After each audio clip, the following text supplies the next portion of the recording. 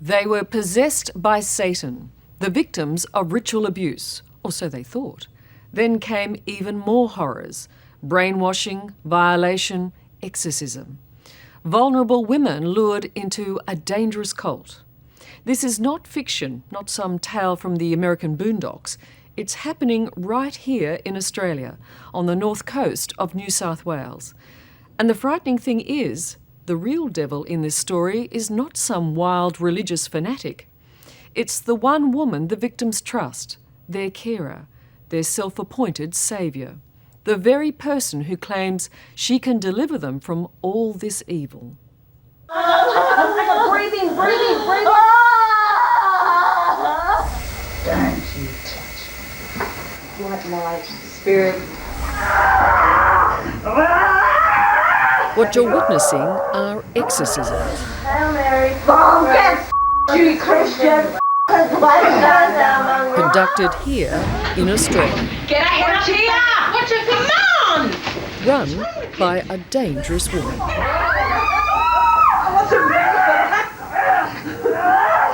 She believes in satanic cults. White light, guardian to there. Believes the devil lives amongst us. All the children are tied against walls, sitting on the dirt floor, their arms up above them, chained to the wall. She takes into her care scared, vulnerable women and changes their lives. Bless this water in the name of Jesus Christ. Do you accept you're in a powerful position? Absolutely.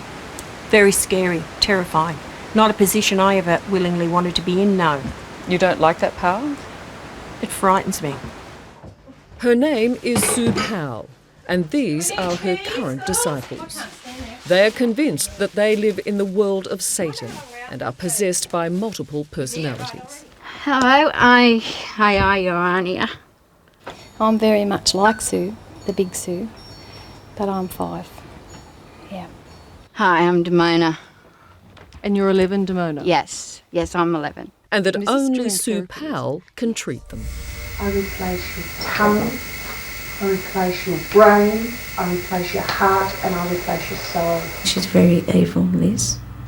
I think she's very dangerous, and fear was one of her best tactics.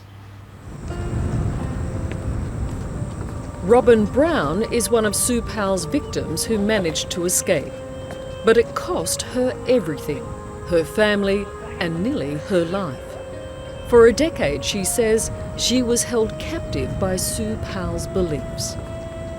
This literally took my life away. There was nothing left in my life. I believed that I was no good to my children anymore, and that I basically couldn't leave the property because I was only good to look after Sue Powell and the women that were in the cult. Is that how you view it? A cult? Yes, my word, I do, without a doubt.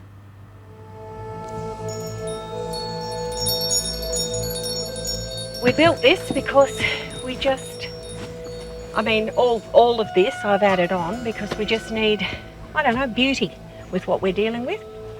Beauty all around us.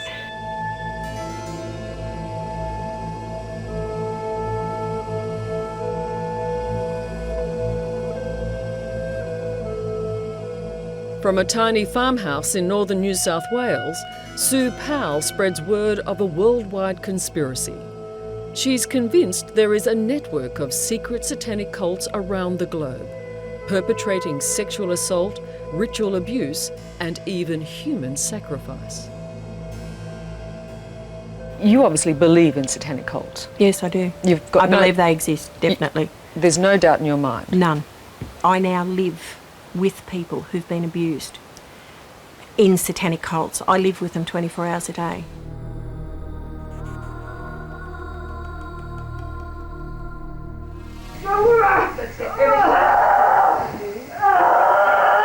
Sue Powell's fight with the devil began in the early 1990s. Since then, dozens of women, with the help of Sue Powell, have been convinced that they're victims of satanic abuse. Come on, Billy! Come on! Today, she's treating 2 women, Heather Roberts Come on, Billy! and Sue Davies. Both believe they've developed multiple personalities to help cope with that abuse. Come on! This is my house. See when I did this up? This is where you sleep? Yes, this is where I sleep. This is my bedroom. Welcome to it. And you're happy here? Oh, I love it here. This is, see, I've got my own space. Right. My personalities can come out and be here. Heather says she once had 50,000 personalities. Now there are 6. Do you feel comfortable if I ask you to show me one of your personalities? Well, Urania, she's really wanting to come out anyway, so Okay. I'll get her to come out. Hello, hi, Urania. I know who you are. You want to sit down? Sure. Do you want to sit down? Yeah, we sit. This is your bed? This is my bed. See them? They're my teddy bears. Okay. And this is the house that Suey builded for us. Do you like Sue? I love Sue Why do you love Sue? because she made us free. I believe I have been connected in some way with people who I believe are in a cult and who use mind control. You said you think you have about 20 personalities. Are you able to introduce us to any of them? Yes, yeah. I can introduce a young person. Many of them are called Sue. I'll introduce you to a 5-year-old Sue.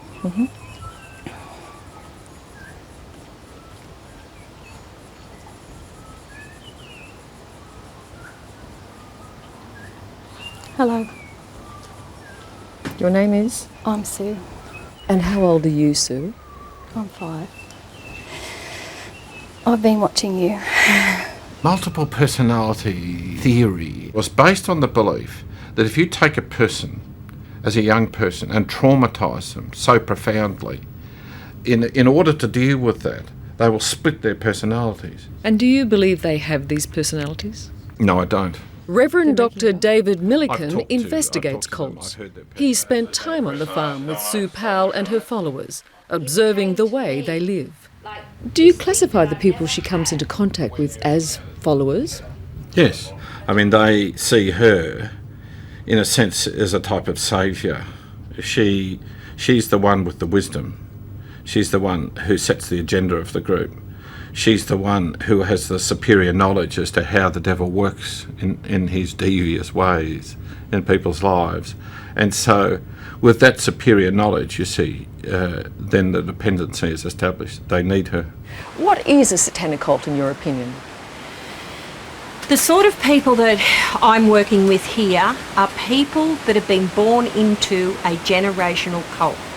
Their families for generations have been involved and they have been bred specifically for a certain role in a cult. In fact, the parents would think it was an honour to hand those children over to the high priest in a cult. Come on, Bobbies. What we know about Sue Powell is this. During the 1990s, she was working for the New South Wales Department of Community Services at a women's refuge in Port Macquarie. There, she says, she first encountered victims of satanic ritual abuse. To combat it, she formed a group called WINGS, Women Inspiring Natural Growth and Support. Did you believe she was professionally trained? Yes, I did, yes. And she wasn't. And was she working at the time? Yes. For whom? Women's Refuge. It was through WINGS that Robin Brown met Powell in 1992. She'd never heard of satanic ritual abuse until she attended group hypnosis sessions. It wasn't long before Powell convinced Robin to undergo the very same kind of treatment. Whilst you were under hypnosis, you were speaking? Yes. And saying what? I was raised in a satanic cult. And you have no recollection of saying that? Absolutely none. Sue Powell told you said That's that? right, yes. And you believed her? Yes. Yes and no. And she worked on my doubt so well.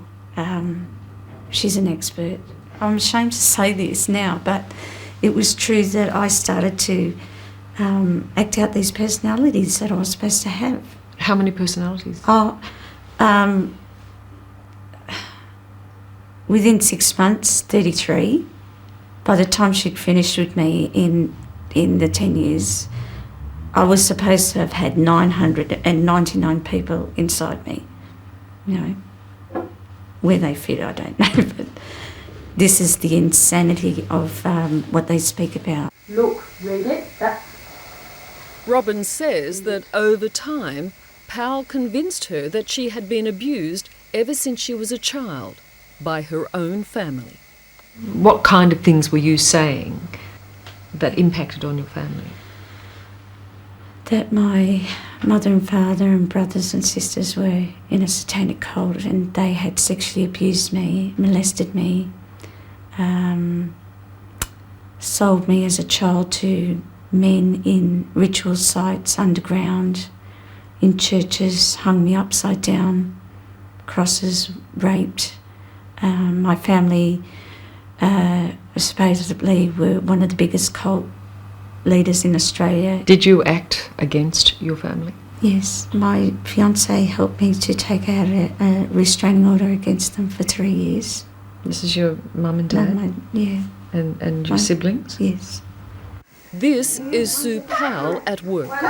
While others help to physically restrain a woman, Powell performs a spiritual cleansing, removing so-called bombs from her body, supposedly placed there by Satan.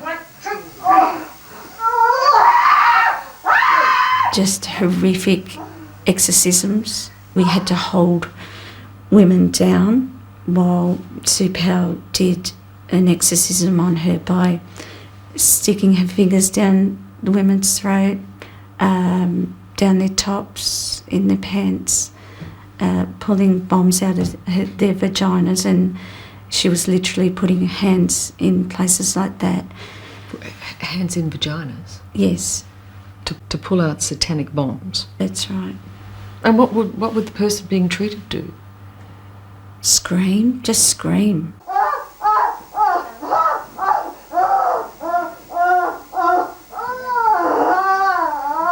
You are accused of putting your fingers into women's vaginas to take out Satan's bombs. That is where I get angry.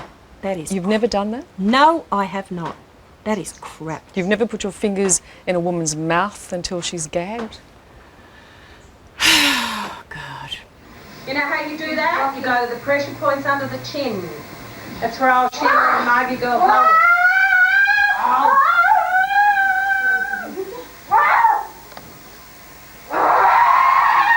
Under here properly. I've seen you holding your hand over a woman who was clearly frightened.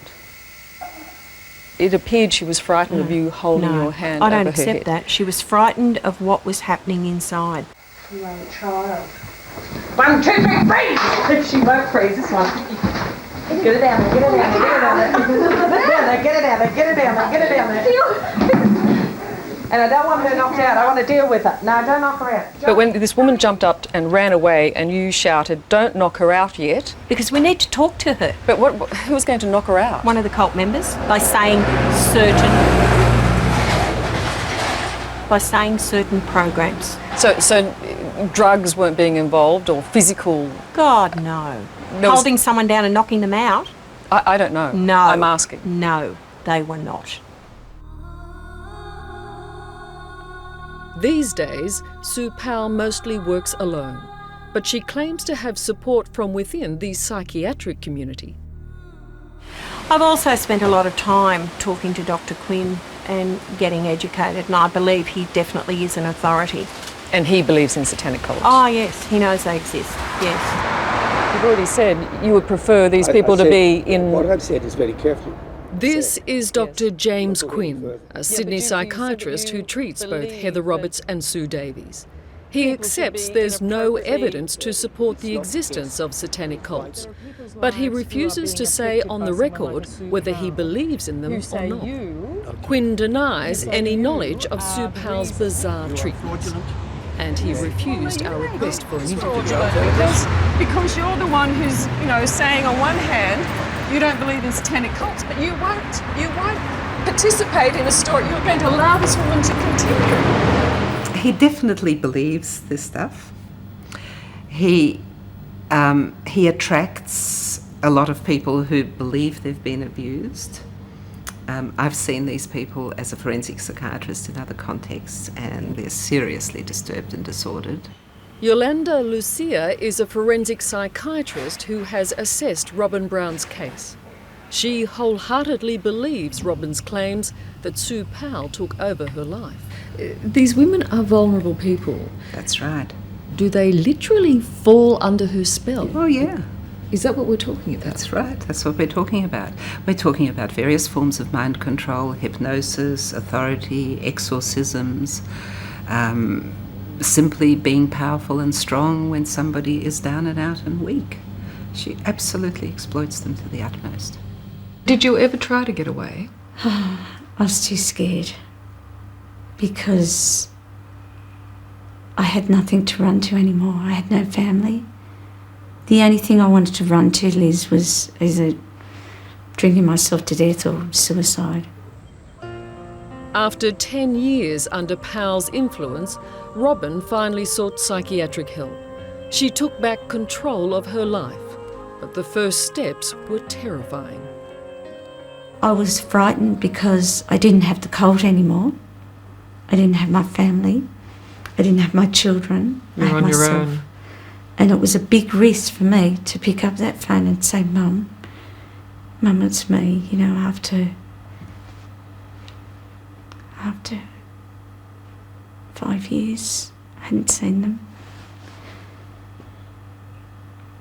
Why has she turned against you? Because I believe that I didn't have the skills then to be able to help and keep her safe. And I believe she returned to the cults. You believe that she was a member of a satanic cult? She told me she was. For the women who remain with Sue Powell, the future is uncertain. They say they can't live without her.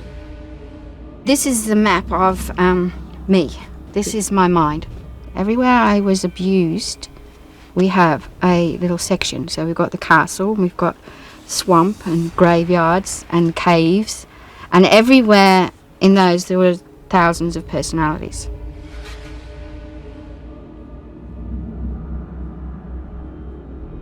Your actions are viewed as dangerous. Mm-hmm. You are viewed as By dangerous. a small minority, I suppose. You are viewed as dangerous. Yeah, I can accept that.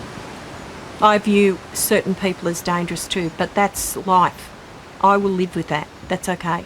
As long as I feel okay and I've searched my soul, I can deal with that.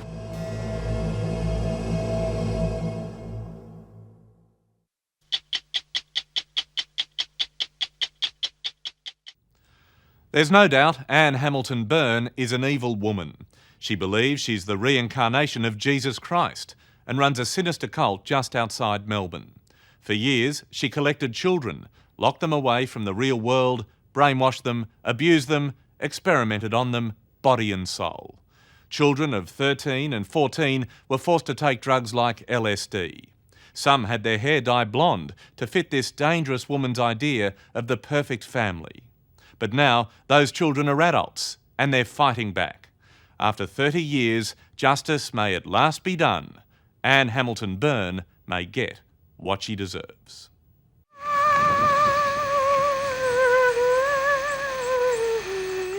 This is Anne Hamilton Byrne.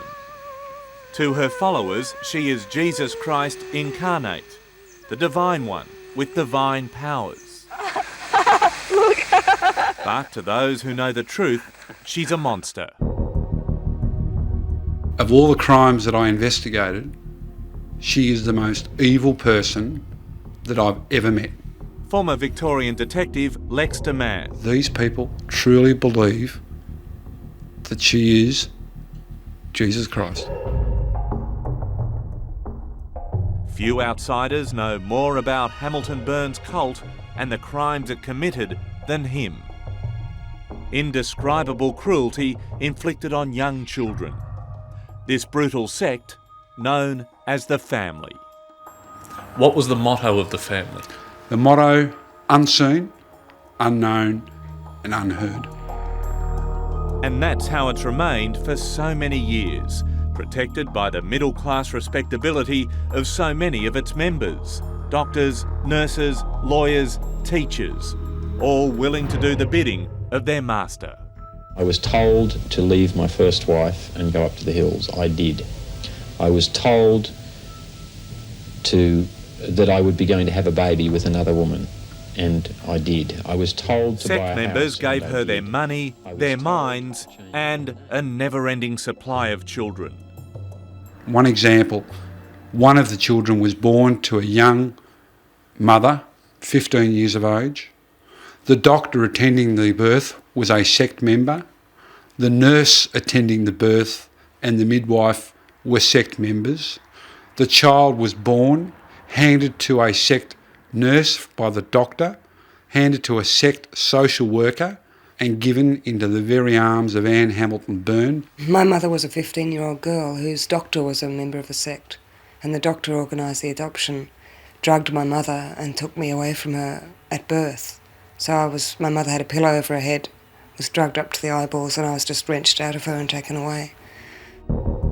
Taken away and forced to take Hamilton Byrne's name. Sarah Hamilton Byrne would grow up believing that Anne was her mum. Within a few years, Hamilton Byrne had collected at least 14 children, dyeing their hair blonde to convince the outside world they were really brothers and sisters.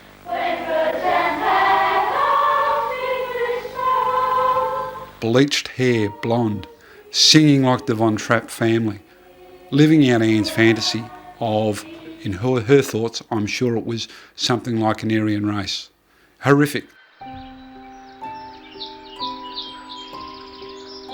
Lake Eildon is one of Victoria's favourite holiday spots, but the holiday makers out on their houseboats would never have guessed what was going on behind that thick screen of trees just up there. Up in the hills, children as young as 2 or 3 who'd been separated from their natural parents were locked away. These kids could hear the laughter and the fun from the people down here on the lake, but they lived in a very different world. Theirs was a world of fear. Day in, day out, they were savagely beaten for terrible crimes, including, now wait for it, wetting the bed. One morning we were doing exercises under here, and one of the boys was called by one of the aunties from upstairs, and he thought he was going to get another beating, and he actually lost control of his bowels, and I remember us all watching horrified as he was doing that, because we were all just sort of exercising and stuff and wondering what was going to happen to him now from that. He was just literally so terrified. Was he punished for that? Oh yes, as well. Yes, he was dragged off by the ear for that as well. He actually killed himself too, and his brother. Both of those boys are now dead. I must say, children, when I see it so hot. Hamilton Byrne was often overseas, living in mansions financed by her followers. Back in Australia, it was left to a sinister group of Anne's disciples, known as the Aunties, to implement her insane vision. This was the bench on which we had the duckings, and they put a bucket on the bench, somewhat like that. And then we were forced to kneel down, and 3 aunties held us down, and we had to bend down and put our heads in the bucket of water. I'm sick of it. And why were you nearly drowned in a bucket like that in this area? For stealing food. Food deprivation was a regular punishment, a form of control. Because there was a bird tray up there, and they put bread out for the birds, and the crumbs used to fall down, and because we were so hungry we used to sort of scavenge around and get the bits of bread and crumbs and things that fell off. But we were just so hungry all the time, we just scavenged for whatever we could. We ate the grass down there. And then there were the drugs. The cult regularly forced children as young as 13 into an initiation rite called going through, massive quantities of the hallucinogenic LSD. You're locked in a room, completely dark for days, and just fed this drug over and over again, and people come in, Anne and other of the sect members coming in, telling you to work on yourself and to confess usually sexual misdemeanours. What would she say to you? That we had to acknowledge her as Jesus Christ, that I had to acknowledge that I was thinking of sex, that I wanted to be raped, that I was evil. But Anne Hamilton Byrne's bizarre world was about to start unravelling. You keep a lot of children in the commune here, is that right? No, that's not right at all. In November 1985, Channel 9 journalist Mari Moore heard rumours about sightings of children and went to investigate. There's no children here? No. Well, it was a blatant lie. Why did the locals say there's children here? The children remember, the children at the time, who are now adults of course, they remember my visit. They remember my clothing because they had it was such a rare occasion to have an outsider on the property. But Mari Moore was alone in her suspicions. On the rare occasions the police went to visit, the sect was always a step ahead. When police came, we all had to jump through the hole and hide right at the back there, in amongst. And they had it was a small area about 2 metres by 2 metres, and we'd all have to pile one on top of the other and wait until the police had gone. How many of you were in there? Up to 20 of us. We all piled on top of each other, and we just had to stay quiet for a couple of hours until it all died down, and then we'd come out. But Sarah was about to make a life-changing decision when she realised that Anne Hamilton Byrne's brutal discipline might actually be killing her little sister Willow. She was actually starved so much she was going into comas. And if she hadn't stolen the bird's bread and foraged in the dustbins and stuff, she would have died up there. And that's the main reason that I ended up actually agreeing to talk to the police to try and do something about her. In 1987, alerted by Sarah, the police finally acted, raiding the property and rescuing the children. Now, cult members were flushed out, Dr. Fleming, I'd like to ask you a couple of questions about including your Dr. Christine Fleming, who'd abused her trusted position to facilitate Sarah's adoption, Dr. McKay, I'm wondering if you've got any comment to make now about what happened to the and children. Dr. John McKay, who'd also helped Hamilton Byrne adopt a child. There's no need for that, Dr. McKay. I can't understand why people didn't get suspicious, considering even one simple fact, Anne's age, as if they could have been her children. She was too old to have those children. How was that, kids? How's that, kids? Yet, despite all the evidence, Hamilton Byrne continued her jet-setting lifestyle, flitting between her New York home, this English manor, and her tropical retreat in Hawaii, until Mari Moore tracked her down. I've been trying to catch up with you for a long time. Have you got any comment now about why you kept those children locked away for so long? No comment. Why not? They weren't locked away. They weren't locked away. But this was the closest Anne Hamilton Byrne would get to being called to account for her crime. Do you think you have spiritual powers? I don't think I have spiritual powers. Extradited back to Australia, the so-called Divine One was charged with just one offence, falsifying a statutory declaration. I never forget walking out of the court, the County Court of Melbourne, on the day of the conviction and the day of the $15,000 fine. That was it. It left me gutted. I don't think justice was done, but in what degree? On a scale of 1 to 100? 1. Just 1. At the time, sect children like Anna Ray just wanted to blot out the horror of their upbringing. We want to get on with our lives. We want to forget the past. But Anna Ray hasn't been able to forget her past. Maybe when I was younger, I thought everything is going to be all right and I'm going to manage quite well. This is just a short period of time. This is going to stop. This is going to go away. Now that I'm 34, I think it's time to actually accept that it's not going to go away. 15 years on, she's launched a civil action against Anne Hamilton Byrne. The children of the sect are fighting back, and ready to help them is this former detective who just can't get this case out of his system. How many pages of evidence did you take in this investigation? All up, just over 30,000 pages of evidence was compiled. Since retiring from the Victorian Police, Lex DeMann, who spent 5 years pursuing Hamilton Byrne, has kept every shred of evidence. Any of this will be available to the children, every last page. This shows the web of lies of Anne Hamilton Byrne. All her secrets and the money trail. The key to the fortune of property that Anne holds in Australia, in the United Kingdom, in the United States. In Melbourne's Dandenong Ranges, the reclusive Anne Hamilton Byrne lives behind this gate. She and perhaps as many as 100 followers are still active. Call the police. You are not to go in there. You have been asked not to go in here. And at Eildon, on the property where the children were kept, where Sarah spent 15 years of her life, we found the house occupied by a Hamilton Byrne supporter. Doesn't worry me if the police gets called. I wish they'd come quite a few years ago. Though not involved in the mistreatment, this woman was still ready to defend the indefensible. I wasn't an auntie, but I know enough about it to know that a lot of the stuff that has been said is totally untrue. Was some of it true, though? Totally untrue. No. No, none of the beatings and the hidings and the drownings. You've got to be joking. It's no joke, it did happen. And to this day, the children of the family live with the consequences. Many have serious psychiatric problems. Some have killed themselves. A lot of the kids say to me that we feel like refugees in this society. We don't feel like we really belong. We don't feel like we were ever really accepted, really dealt with, and really given any form of justice from this society. Their lives have been ruined by Anne Hamilton Byrne, like many others. And ultimately, she's got to pay, and she's got to pay dearly. Even at 82 years of age? Even if she was 98. So how long have you been out of that place now?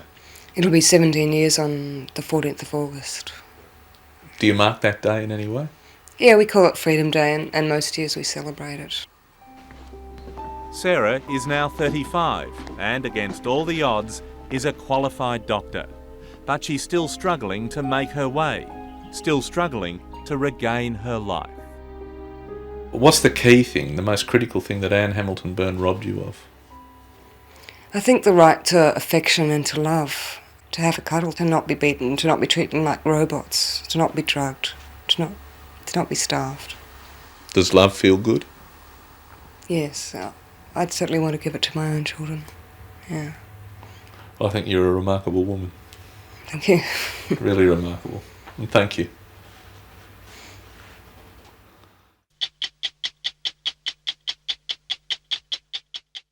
Of all the great social experiments of the last 100 years, there's never been anything like this.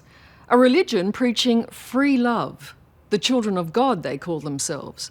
Recruiting was called flirty fishing, and thousands, many here in Australia, were hooked on the promise of a sexual nirvana.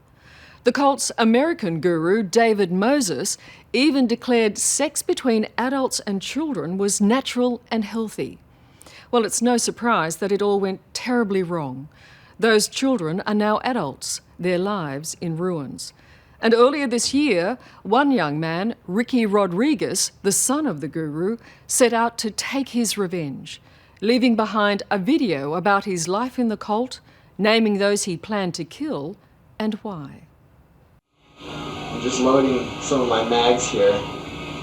Hope you guys don't mind if I do that while I talk. Tonight, Ricky Rodriguez is on a mission to kill the people he says abused him as a child. But I think I'm just really in the head.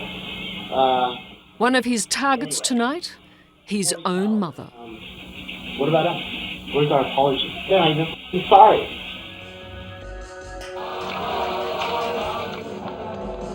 Ricky Rodriguez grew up in a religious sect called the Children of God. Today, they're known as the Family. But this is a family fractured by accusation and violence. A second generation that has rebelled against the choices of its parents. A second generation that includes hundreds of young Australians.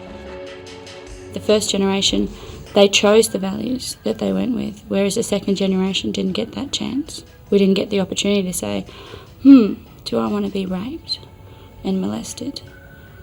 I used to be very angry for a long time.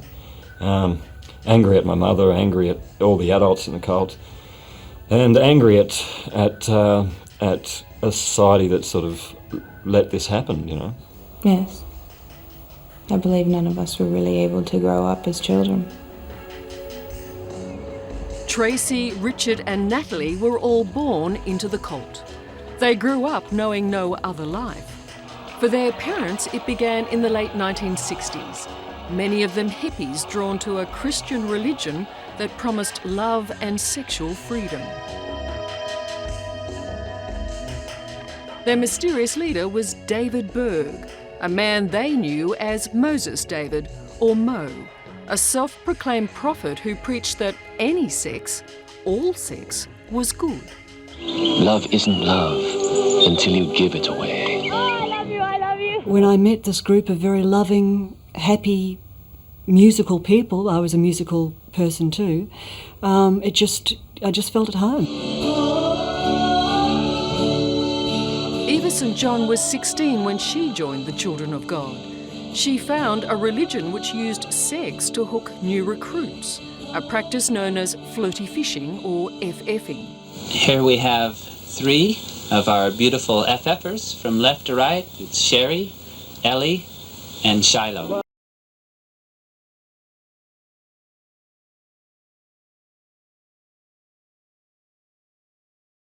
They had a saying, if you think, think, think, you'll sink, sink, sink, because you stink, stink, stink. And they wouldn't even let you go to the toilet without somebody standing outside quoting the teachings to you, so you wouldn't start having any doubts or thinking.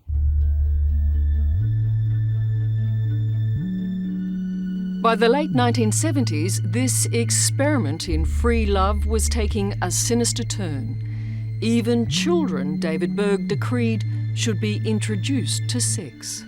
God created boys and girls able to have children by about the age of 12 years of age. My God, now he's going to advocate childhood sex. Yes. Berg and his wife Maria wrote a manual on how it should be done, using his heir apparent, Maria's son Davidito, as the example. So they documented his entire upbringing, describing how they were sexualising him from babyhood. And this was what others were encouraged to do? Supposed to, yeah, that the women in the group were encouraged to sexualise the little boys. I love you so much, Dad, and I'd love to show you how much I do love you right now. Cult members all over the world would send sexually explicit videos back to David Berg, tapes that have remained hidden for years. This is the first time many of these images have ever been shown in public. We would especially like to thank you and the Lord for the latest letters on Australia, which have been such an encouragement as well as challenge. In this tape, a father tells Berg how he's just shared his new wife with his young son, Joe, standing behind him. And it was really a blessing, too, for Joe and Hobo, because they had a good chance to share also with Sally. Amen. And so the Lord's really setting us freer and freer to obey and to be free. You had your first sexual experience at a very young age. Mm. How old were you? About 5 years old, yeah. Maybe even a little bit earlier than that. How old was she? Oh, she would have easily been in her 20s. And, I just remember kissing, cuddling, naked, oral sex, performing oral sex on her and also having oral sex performed on me. And, stimulated penetration, that sort of stuff. Richard is now 28 and has been out of the cult for many years. But his childhood was blighted by a lack of formal education, no contact with other children outside the cult, and brutal beatings. I'm talking, open palms, slaps to the face, so that my face would swell, black eyes, bruising, How did you feel when you stepped outside of that cult? Lost. Completely lost. I had no idea of the outside world. I didn't even know what football was, except that it was a sport that Moses David had illustrated in a couple of magazines as being an evil sport, Sex was an everyday part of Natalie's childhood. I was about 4 or 5, maybe. And what did that involve? Well, I remember that I was going to close the door of a bedroom. And as I was walking back to my bed, a teenage boy pulled me by my nightgown and got me into his bed, and he told me he was going to teach me how a man and woman make love, were his words. They had orgies where they'd have what they called naked dance nights, where people would dance and everyone was naked and kids were allowed to be there. You danced? Yes, where we'd all have to take turns and dance basically with a shawl, and then it was naked. By this time, you may be asking, where were the parents while all this was going on? Well, the terrible truth is, they were letting it happen. Eva St. John had 4 children while she was in the sect. Did it occur to you that this could have been happening to your children? Or did you know it was happening? There was definitely a real confusion I would go into when a woman would go to bed with my 5-year-old son, and I would pace up and down outside, biting my nails, going, I'm supposed to allow this. This is a good thing. He will grow up with no issues around sex, blah, blah, blah. How would it happen? How would a woman come into your home and say, I'm sleeping with your son tonight? Your 5-year-old son?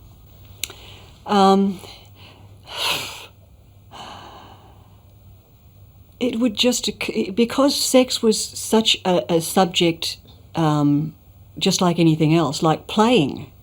Even the children would ask, Auntie so-and-so, can I make love to you? But it gets worse. The most horrific thing that horrified me the most was when a baby was taken to hospital and diagnosed with gonorrhea.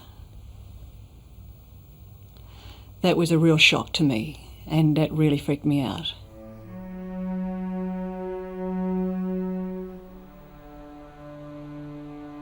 That baby is now a woman.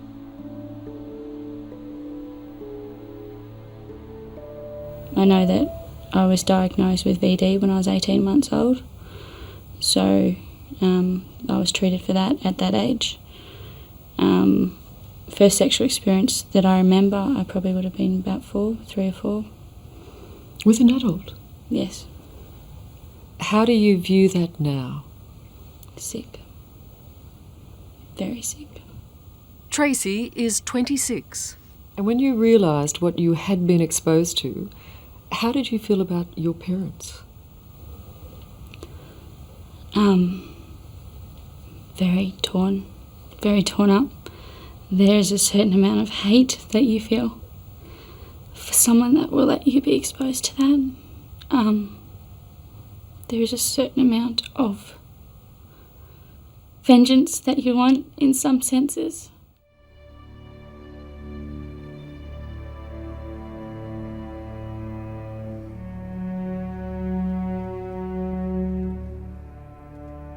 So what became of Davidito, the little boy offered up by the cult leaders as a shining example of how to raise children in a sexually charged environment? Well, he was anointed the chosen one, the man who would take over the cult from his parents, David Berg and Maria. But like so many of the second generation, Davidito rebelled. Well, hey everyone. This is Rick. Davidito grew up to be Ricky Rodriguez, the angry young man who's about to go on a killing spree. I have my Glock out now, but the truth is, this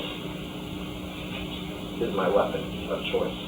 In January this year, Ricky set out to hunt down his mother Maria, who took over the cult after the death of David Berg. My own mother. What an evil little... How can you do that to kids? How can you do that to kids and sleep at night? I don't fucking know. My mom's gonna pay for that. She's gonna pay dearly, one way or another. But his mother was in hiding, and so his first stop was her best friend, Angela Smith, the woman pictured here with the 3-year-old Ricky, a woman he says abused him. And I want to keep going until somebody gets her or I get her. Justice will be done, believe me. Ricky Rodriguez stabbed Angela Smith to death, then headed out into the desert, apparently in search of his mother. He never found her. Instead, he stopped his car in this parking lot and put his gun to his own head. I think what he did was criminal, but I sympathise with him completely. You know, when I watch that tape, it's heart-wrenching. You know. To see him in that much pain, just to see the pain. Perhaps because you can relate to it. Definitely, because I can relate to it. I can relate to the anger he was feeling, you know. I can definitely relate to that sort of, that wanting to take it out on somebody, you know. You want someone to pay for what happened to you, you know. And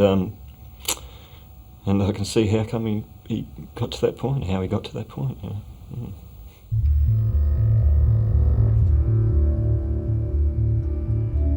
The family still exists in Australia, with several hundred known members.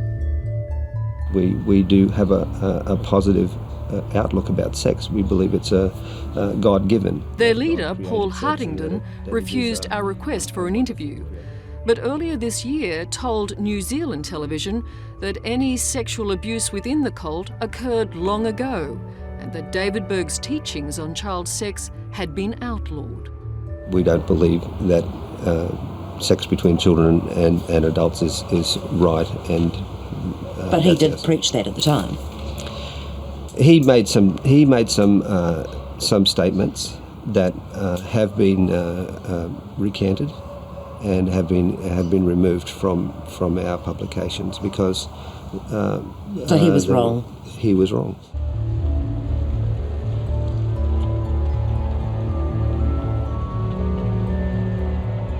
The Children of God officially renounced child sex in 1986, but reports of abuse kept filtering through. In 1992, child welfare authorities raided cult homes in Melbourne and Sydney, taking away more than 140 children. No member of the sect was ever convicted, and the children denied any abuse. I know myself, I've never been abused, and nor have any of the other children. I had friends that I knew in the cult and that I saw having sex with adults. You saw that? And I saw them on TV saying, nothing like that has ever happened, that's not what happens, never. And I was crying watching them on TV, you know. Did it surprise you that they were denying it? Not at all. And I knew that if that had been me in the raids, I would have said the exact same thing. Thousands of children who grew up in the sect have now left. For this lost generation, it has not been an easy road. Do you get a bit fearful about how your life's going to be? Oh, definitely, yeah. I fear turning out like some crazy old bum in the street in a cardboard box, I really do, you know. I fear that. For some in the second generation, that fear and anger has been too great to bear.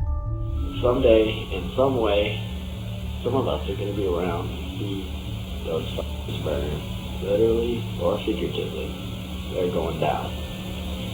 So, with that happy thought, I shall leave. I want to talk to any kids out there that are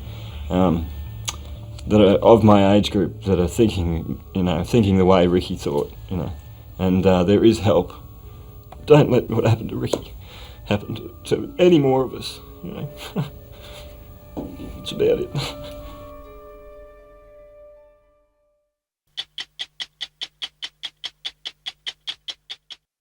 She's the embodiment of evil, a woman whose terrible deeds have destroyed many lives. For years, Anne Hamilton Byrne ran a bizarre cult known as The Family. But this was no ordinary family. Children stolen at birth, brainwashed, beaten, even given mind-altering drugs like LSD. The list of abuses at her isolated retreat outside Melbourne goes on. It was a true house of horrors. Throughout it all, Hamilton Byrne was helped by a group of unquestioning followers, including a sinister inner circle of women known as the Aunties. To these disciples, she was the reincarnation of Jesus Christ, her word, gospel. Hamilton Byrne has spent years dodging the truth about what went on inside the family, but tonight, for the first time, she talks to Carl Stefanovic.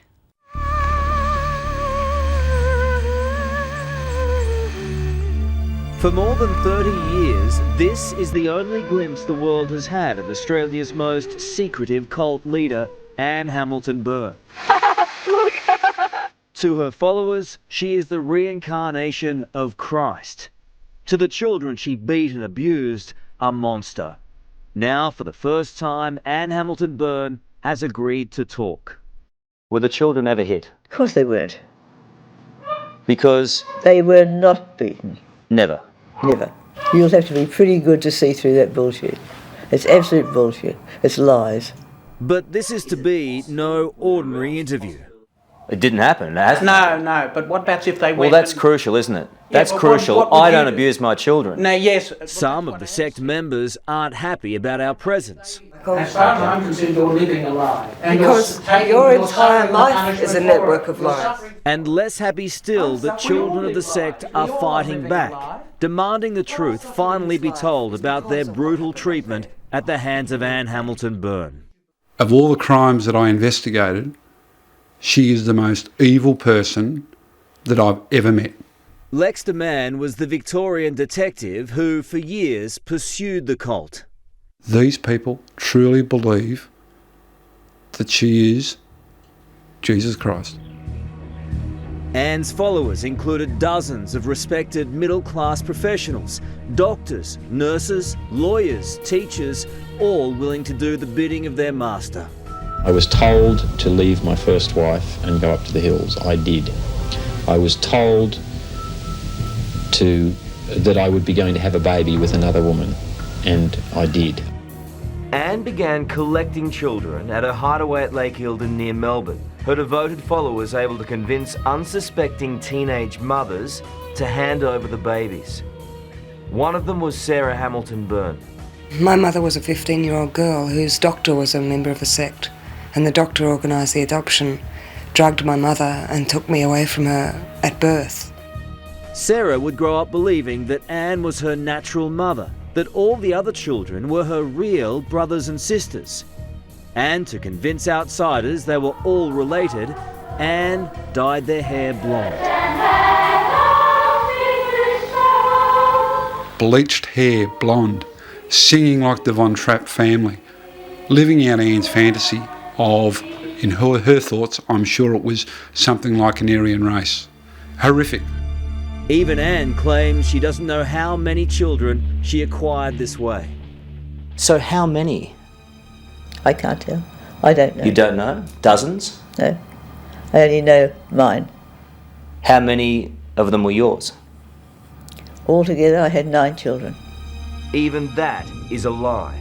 What we do know is that eventually Anne would have up to 28 youngsters under her control, guarded by a sinister group of her disciples known as the Aunties. The children's very existence are secret. So how on earth do you hide 28 children from the world in the middle of Victoria? Well, the answer is right here. A barbed wire fence surrounds this property. The kids were never allowed out. But not 300 metres away is a lake. Thousands of Australians came here for holidays during the course of 2 decades. No one saw anything. No one raised the alarm. When the alarm eventually was raised and the police came knocking, the Aunties had already swung into action and the children just disappeared. I'll show you where we were hidden. Sarah showed me the house at Lake Eildon and the secret tunnel where they were forced to hide when visitors called.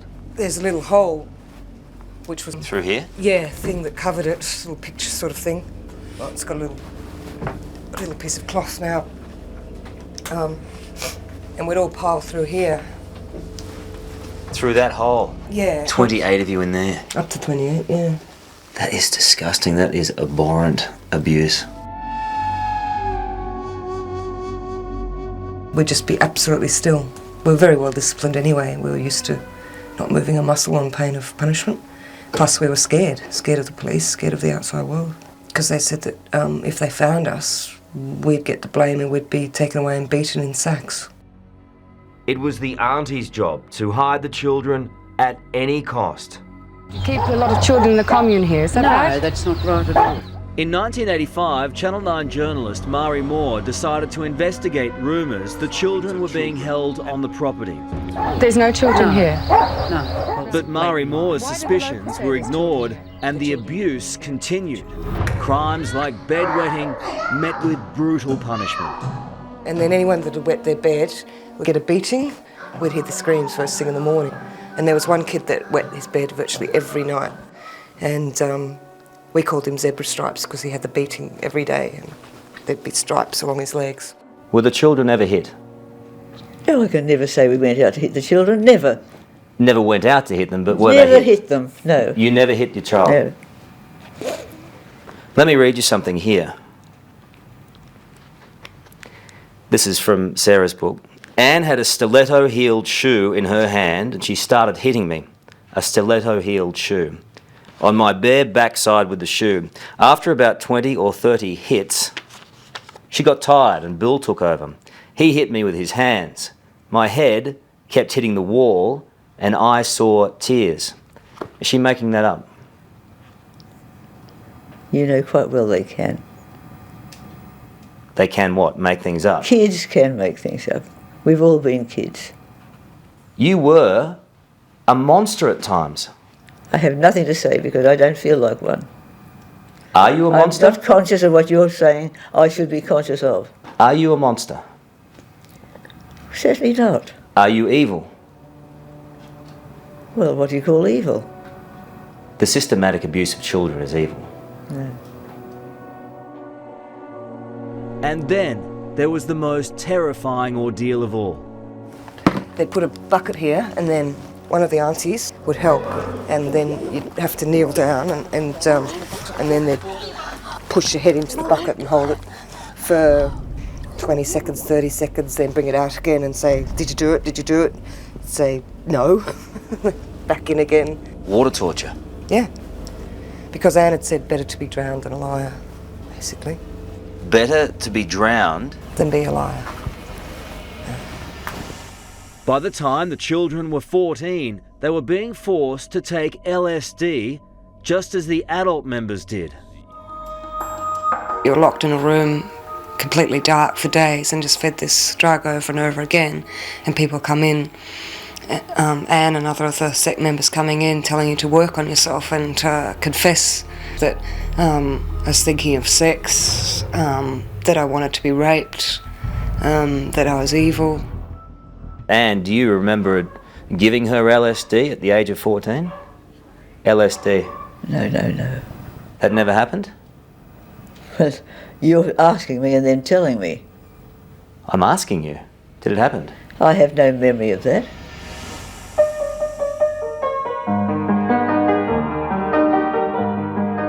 Somehow the children survived their time in this house of horrors, though in the years since, some have committed suicide and many have suffered psychological and emotional problems.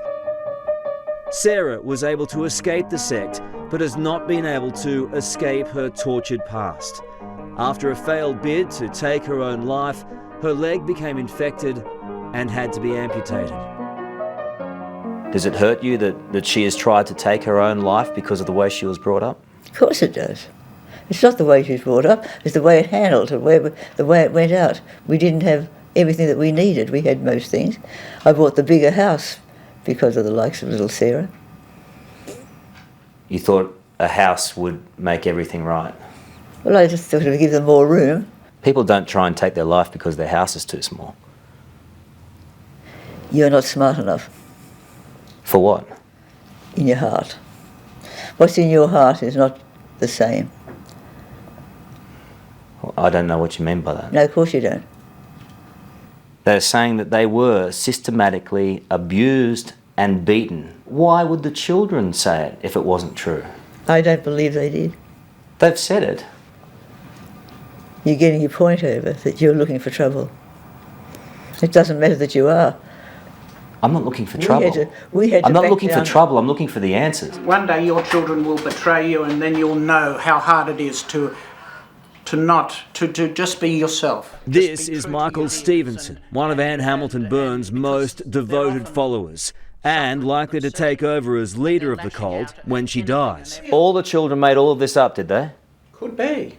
And they were paid for it. They were paid for it. I'm asking you that. You were paid a lot of money. We weren't paid any money, Michael. You were certainly paid. I'm asking you. So it didn't happen in your eyes either? I had a son there. And how did he go? Fine.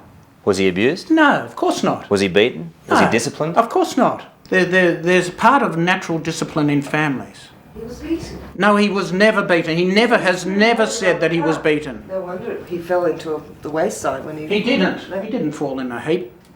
You lot did. We want to get on with our lives. We want to forget the past.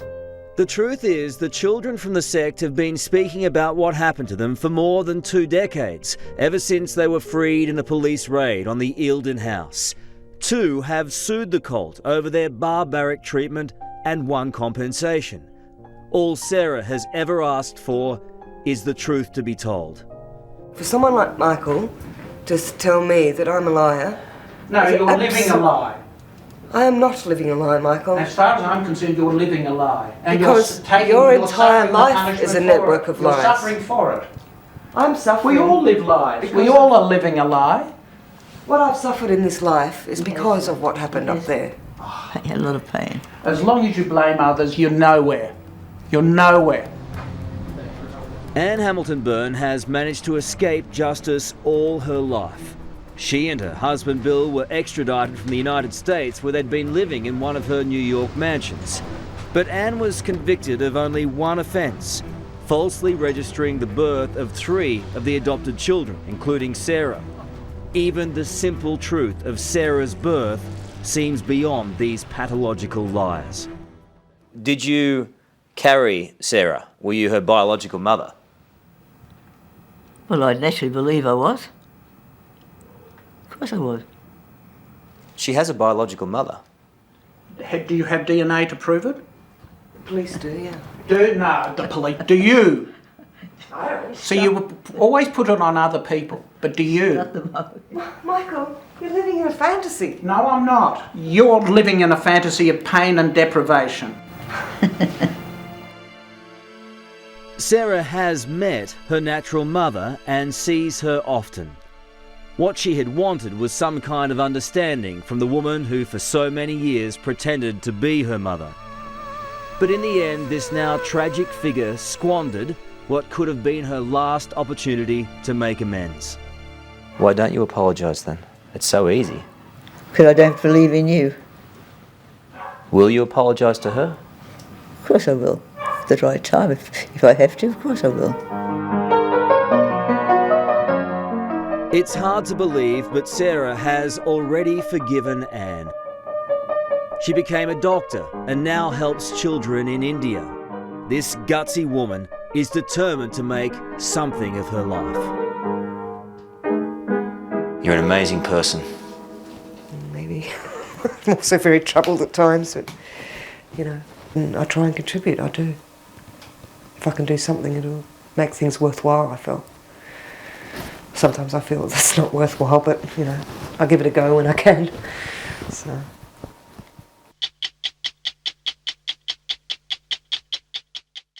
Hope can be an extremely powerful emotion.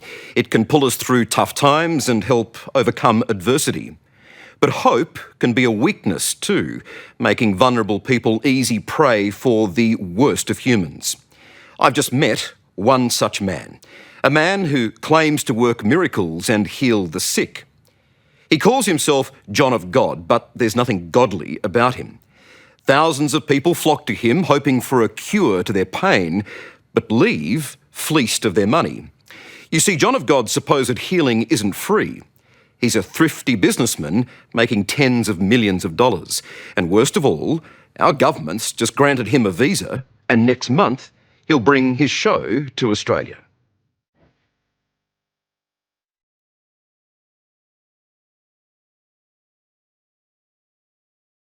Early light over Abadiana stirs its visitors to a new day of worship. Very soon, a clinically white procession of pilgrims and patients fills the streets of this Brazilian village.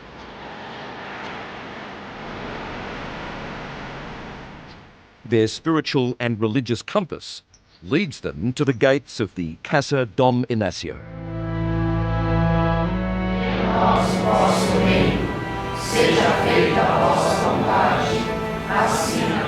This is who they flock to. He calls himself John of God, but his real name is John for real, a man who claims miracles. But what happens here is much less divine intervention than downright exploitation.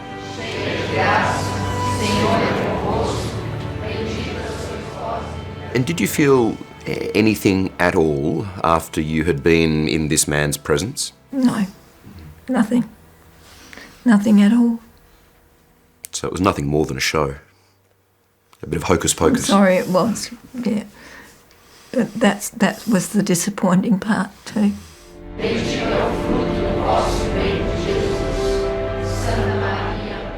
If it were all just a show or some form of entertainment, there would be no harm. But we've been investigating this man's practices around the world and have found a sinister history of police investigations, sexual assault allegations, and secret recordings. It would appear that this man who says he's doing God's work is anything but godly.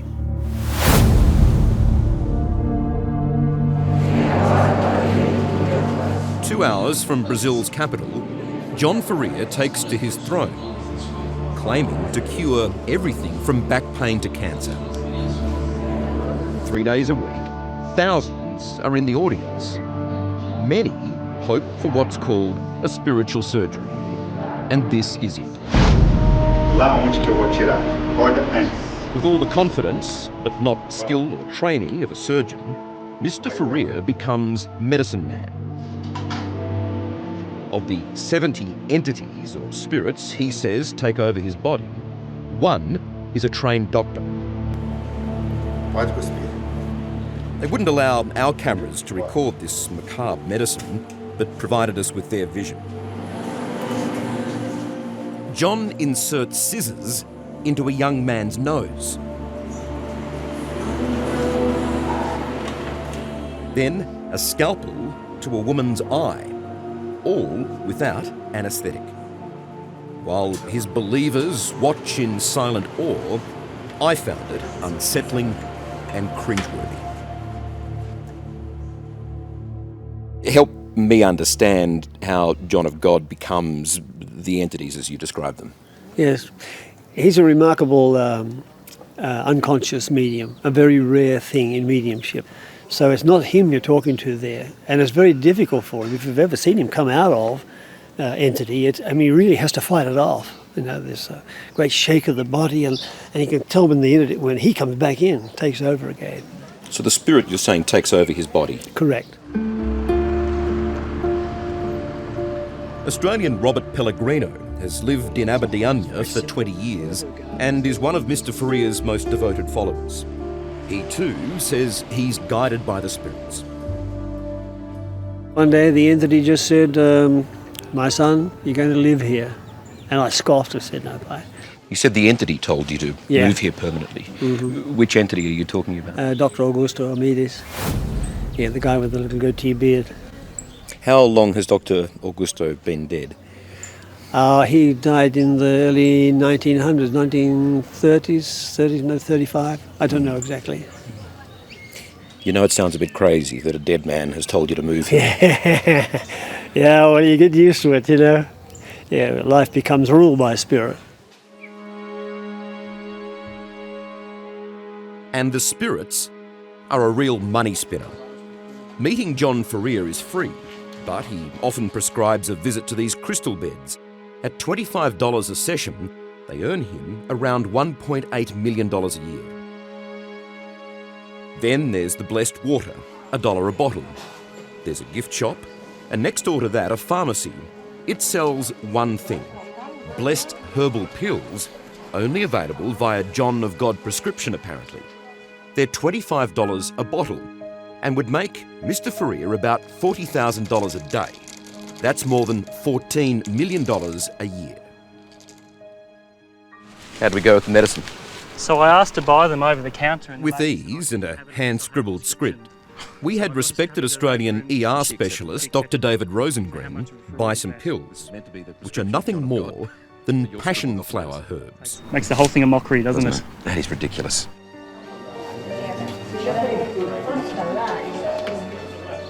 Psychologically, John of God and his people say that the journey here begins the minute you sign up. In other words, the minute you pay up. It's all part of the psychology. That's right, and so people are committed to the concept of John of God, which then potentially makes it very hard for them to acknowledge that the phenomenon does not necessarily provide what it promises it will.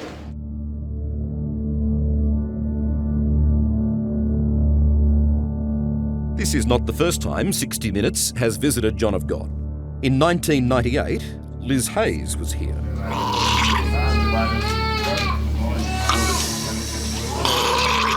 During her story, she met Glenys Perlman, who has MS. There's so many people that will be so happy to have me walking again. Me, number one, but all my family. That, I just feel that I want to cry. Now, 16 years on, we revisited Glenys and her husband Arthur to see if the promised miracle had cured her crippling condition. I do feel the cold. I feel the cold very Looking back now, Glenys, how do you describe that journey to Brazil to see John of God? When I saw him, he just went zoom, zoom, zoom, and that was it. Did you ever go back? No, decided not to go because I didn't feel any effect whatsoever. Didn't help me one iota. How did that leave you? Were you disappointed? Disappointed. Of course you are disappointed. You hope to be able to walk and get better, but that didn't happen. What were you hoping for by seeing him? Be able to walk again.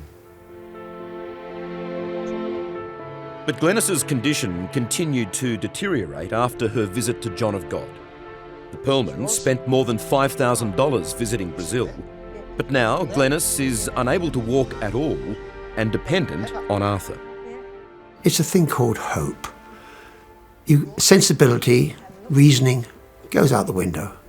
What is sad here isn't me, it's the poor person who's got a wife or a partner or a husband who's got MS or any other shocking disease, who can't afford it, who hasn't got the money, and they scrape together the money because it's not cheap, it's dear, it's expensive.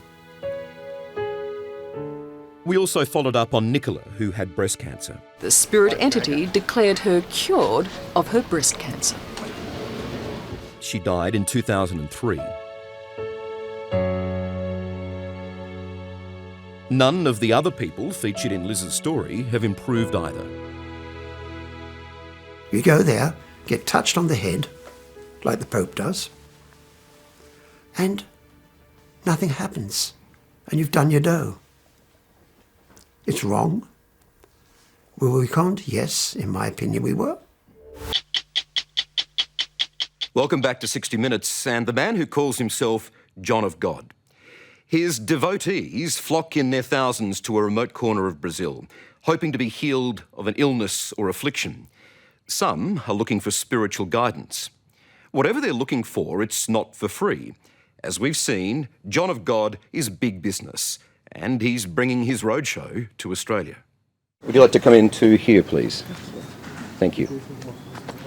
It's rare for Mr. Ferrier to do interviews, for a good reason. He has a lot to hide. Can I ask before we start asking questions, am I speaking with John of God now or an entity? With John, indeed. How does the healing work? This is the power of God, because I don't cure anyone. Who cures people is God. There is a big business around your spirit here. Is this more about money than it is miracle? These are questions that were in the list, were they? Do you think they're fair to ask? I don't think that we're going to go into... It was at this point Mr. Ferrier and his minders decided he didn't want to answer my questions. Speaking in Portuguese, his staff decided he should leave. We're trying to describe fully and understand fully what goes on here. These are natural questions a journalist would ask.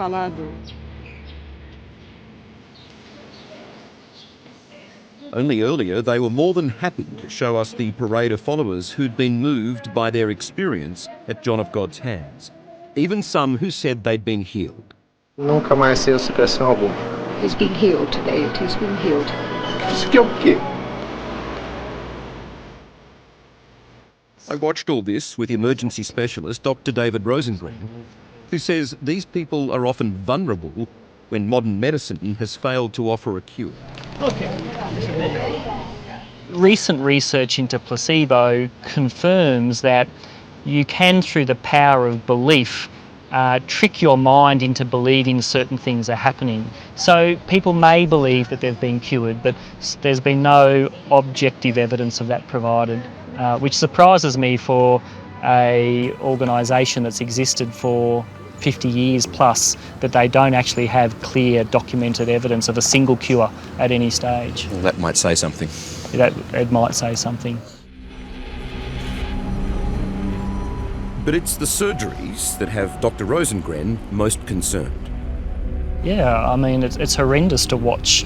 And there's this urge that you feel like you need to get up and take that scalpel from his hand and say, you know, this is criminal, this is wrong. Just modern medical world could not condone this behaviour in any way whatsoever. Also not condoning his behaviour, the Catholic Church. Despite the fact John of God says on his website, "I do not cure anybody. God heals." John of God doesn't have any official affiliation with the Catholic Church. Father Brian Lucas represents the Catholic Church in Australia. I think we've always got to be very sceptical about people who seek publicity, more so if there's a lot of money involved. When we have claims of miracles and faith healing, a dose of what we might call a healthy scepticism is a good thing. But Mr. Ferrier's business and personal affairs need serious scrutiny, not just scepticism. In recent years, 2 deaths at John of God's compound warranted police investigations, but no charges were laid. And in 2010, US detectives investigated allegations of sexual assault allegedly committed by him. In this report from the Sedona Police Department, the victim states John Ferrier took her hand and placed it on his genitals. She also says he tried to pull down her skirt. Somebody is saying that John harassed sexually somebody while he was here in Sedona. Later, a friend of Mr. Ferrier's allegedly met with the victim asking her to drop the complaint. This is an apparent recording of that conversation. I really need to be able to say that you do not have anything against us. I need you to put this in writing, that there is nothing that you're saying against us, against the Casa, and against John. The case never made it to court. Mr. Ferrier returned to Brazil, where he has 9 children to 3 wives. Well, let me ask you then, have you ever sexually assaulted any of your followers? Could anyone interpret that for me? His team refused to translate my question. John of God, could we ask you a few more questions, please? No. I mean, these are just to properly understand exactly who you are. Suddenly silent, he waited until he was around the corner, away from the camera, to insult our interpreter as she was translating my question. Have you ever sexually assaulted any of your followers? When she asked if he'd sexually assaulted anyone, he stared her down and said, "Your mother." So he responded to my question, of which there are very serious allegations and police records, my mother. that he insulted you. Yes. And you're just translating the question for me. Yes, I was just translating. That's a good mark of a man, isn't it? Yes, it is. Later, his minders were clearly not prepared to explain his actions then or in the past. The simple truth of it is, John is coming to Australia. We're allowed to ask fair questions about who is this man coming to Australia. On the record, there are allegations of sexual assault. But perhaps realising his ungodly comments were bad for business, he returned, demanding to see our tape. I want to watch because I don't know what you have recorded there. I want to watch to see what has been recorded. He wants to see what we have recorded. No. Tell Zhao what he said around the corner was thoroughly offensive. You suggested sexual assault of her mother in a very cruel and quite ugly accusation against her. You were being incredibly rude. I want to watch what is recorded. No, I will watch it. No, I will watch it. No. Just please don't. It's this attitude John Ferrier will bring to Australia next month, where he plans to put on a show. Do you believe John of God should be allowed to come to Australia? Absolutely not. I can't believe that the Australian government would welcome into our country someone who pretends to provide medical treatments and medical cures in such a barbaric and deliberately manipulative way.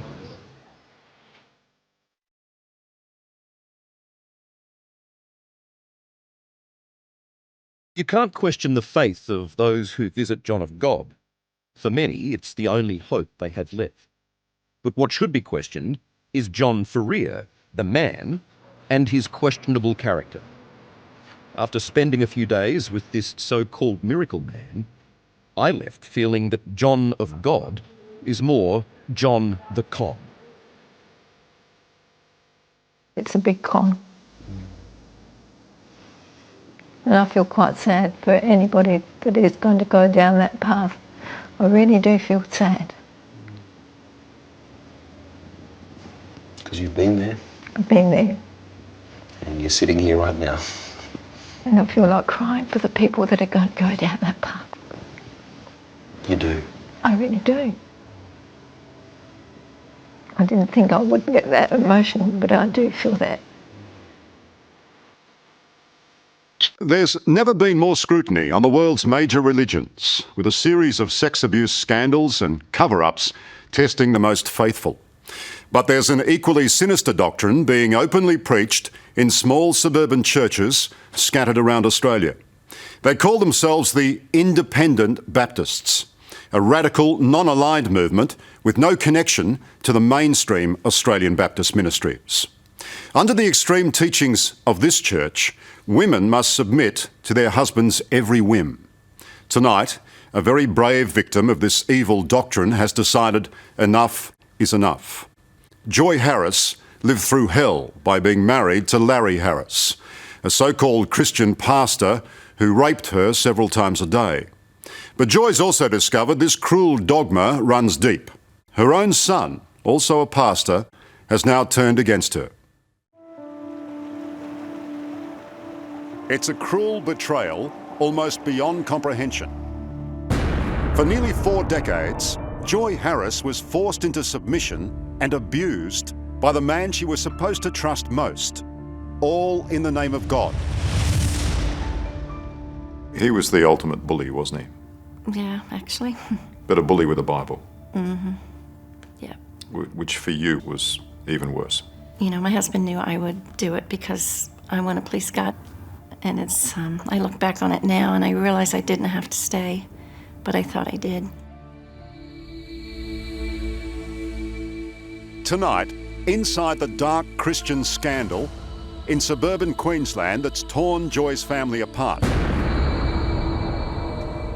The preacher husband who raped her. We're not having a discussion as friends here. This is you're the police. Committed to Christ. Their radical pastor's son. Willing to die for him. We're simple, old-fashioned, Bible-believing people. The veteran detective called to investigate. I mean, it was disgusting. To be honest, that's the only words I could really say. And the church elder accused of not doing enough to address it. If you break the law, you go to jail. The bad, sad thing to me is I've stood in front of hundreds of women teaching this submit to your husband thing.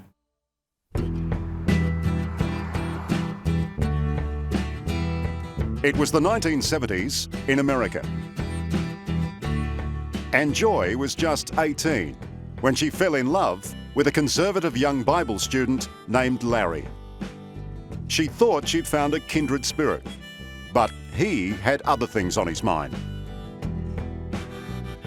Right from the beginning, he wanted to be intimate like he knew, and he told me he believed to wait till marriage to be intimate, but he would, every chance he could get, push me as far as I would let him. Joy and Larry soon found their way here to the Valley Forge Baptist Church in Pennsylvania. It's part of the breakaway Independent Baptist movement, a radical brand of worship that believes in answering only to God. And, as Larry Harris understood, tells women to submit to their husband's every desire. It's an ethos so extreme that former members say it's not a religion, it's a cult. Just the idea of submission was a big thing. If I say it, you have to do it, even if it's sinful. The church appointed Larry and Joy as missionaries in Australia in 1994. But by then, Larry was already out of control. He thought it was the more times a day he could have it, the more of a man he was. So, he would get up to 6-7 times a day, and it didn't care if he caused me pain. So, sorry, Joy, so 6 or 7 times a day? Mm-hmm. If I tried to run away, he'd lock me in the room with him and grab my chin and force me this far away to look into his eyes. And all in the name of the Bible, that's how he'd make you submit? Yes, unfortunately. Here's what Larry used as his excuse. Ephesians chapter 5. Wives, submit yourselves unto your own husbands as unto the Lord. Therefore, as the church is subject unto Christ, so let the wives be to their own husbands in everything. Look, that's in the Bible, and the meaning of it is not, there's nothing bad about it. It's a good teaching, but it's been twisted. It's been perverted. Larry and Joy's son, Jason, was once a promising young independent Baptist pastor. But he now describes it as a cult with warped views on women.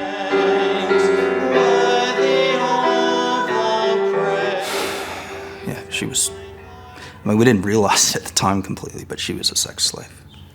It's a hard thing to say about your own mother. Yeah, but now that's exactly what it was.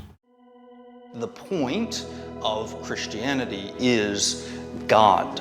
Jason quit the movement in 2006 and has started his own church in Cairns. And he has all of these things perfectly, where he preaches to a fledgling flock of 3. and the joy expands. It gets bigger.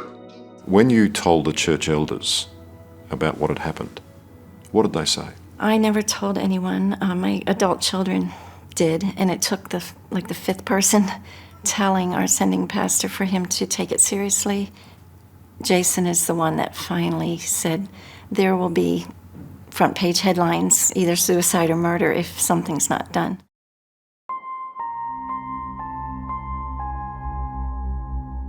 I'm glad to be a part. Scott Wendell is the senior pastor of Valley Forge Baptist Church and the man who sent Joy and Larry to Australia as missionaries. The moment he received Jason's warning, he took drastic action.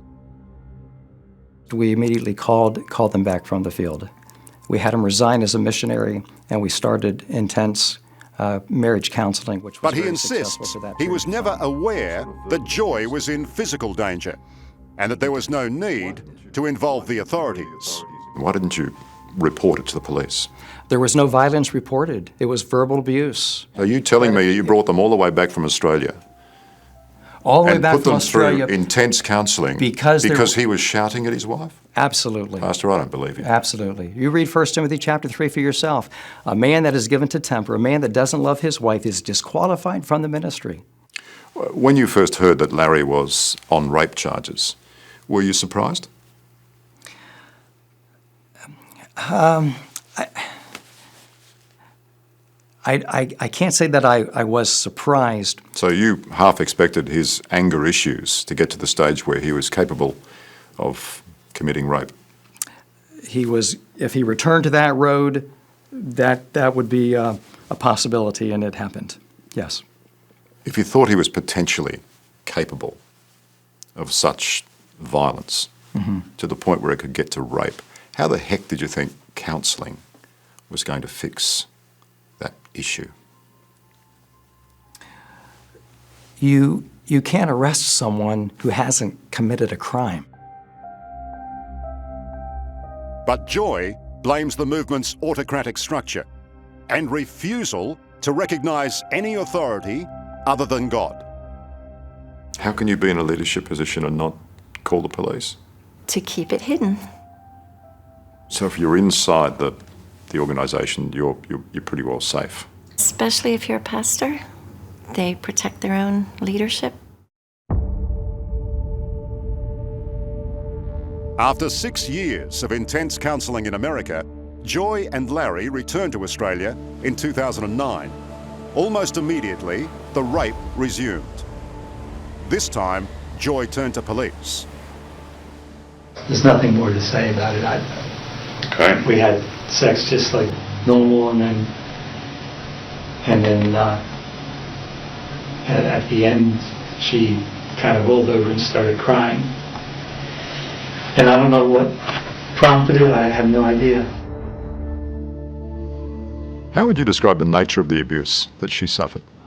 Look, it was sexual assaults, it was rapes, it was deprivation of liberty. I mean, it was disgusting, to be honest. That's the only words I could really say. Detective Sergeant Brendan Young led the investigation and interviewed both Joy and Larry. The Bible does say the husband is to love the wife and the wife is to submit to the husband. So that's what the Bible says. He was appalled by what he uncovered. So yeah, I don't see any point in any further discussion of that. I think he had an extreme interpretation of what, of what Christianity was and what their belief was with their Baptist beliefs. It certainly wasn't normal. The church elders in America thought that Larry's deviancy could be cured by some counselling. As a police officer, what do you make of that? I don't think deviancy can be cured by counselling. I think, if anything, the events escalated after the counselling had finished. In January, Larry pleaded guilty to raping his wife twice in Queensland and was sentenced to 5 years in prison. When he's released, Joy plans to have him charged in New South Wales, where the majority of the abuse occurred.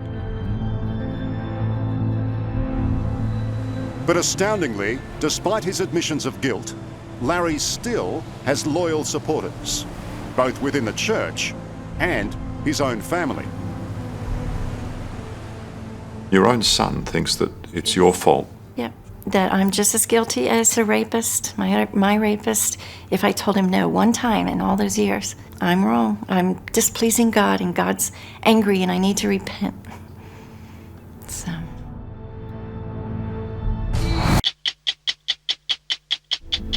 Hi, Joy. Hi. Come on in. Have a seat. Joy Harris is still trying to make sense of the abuse she suffered at the hands of her evil preacher husband, Larry.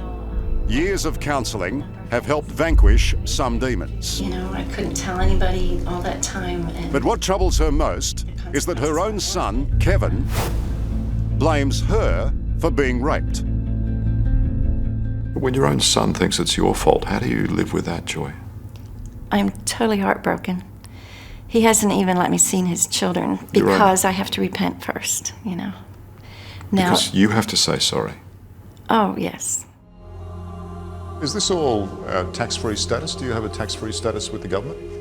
We do, but not... Kevin is an independent Baptist pastor like his dad. This is where the faithful all turn up on Sundays? Yes, we have our ladies' Bible class in here, men's back there at 10, and then 11 o'clock our main service in here. He preaches his own brand of fanaticism from the pulpit of his Illawarra Community Baptist Church in Dapto, near Wollongong. Christ is my master. I am so fully committed to Christ, I'd even be willing to die for him.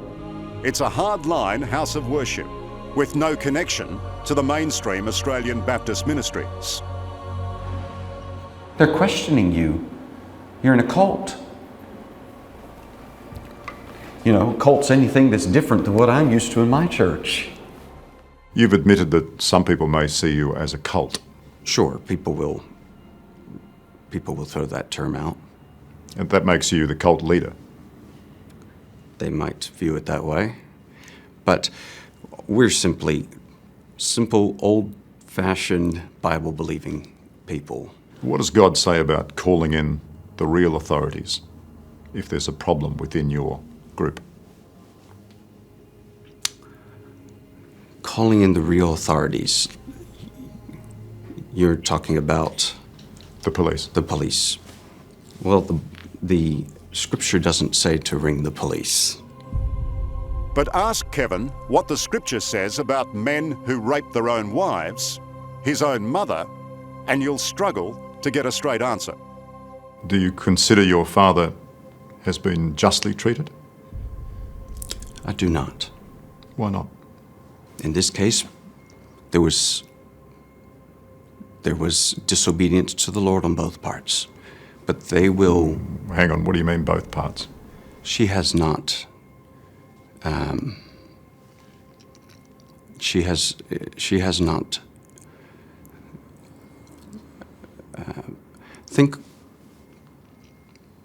I think I'd rather just not explore that subject further. Yeah. So being raped was partly your mother's fault? No. That's what you've just told me. No, that's how you're understanding it, but that's not what I'm saying. Well, clear it up for me.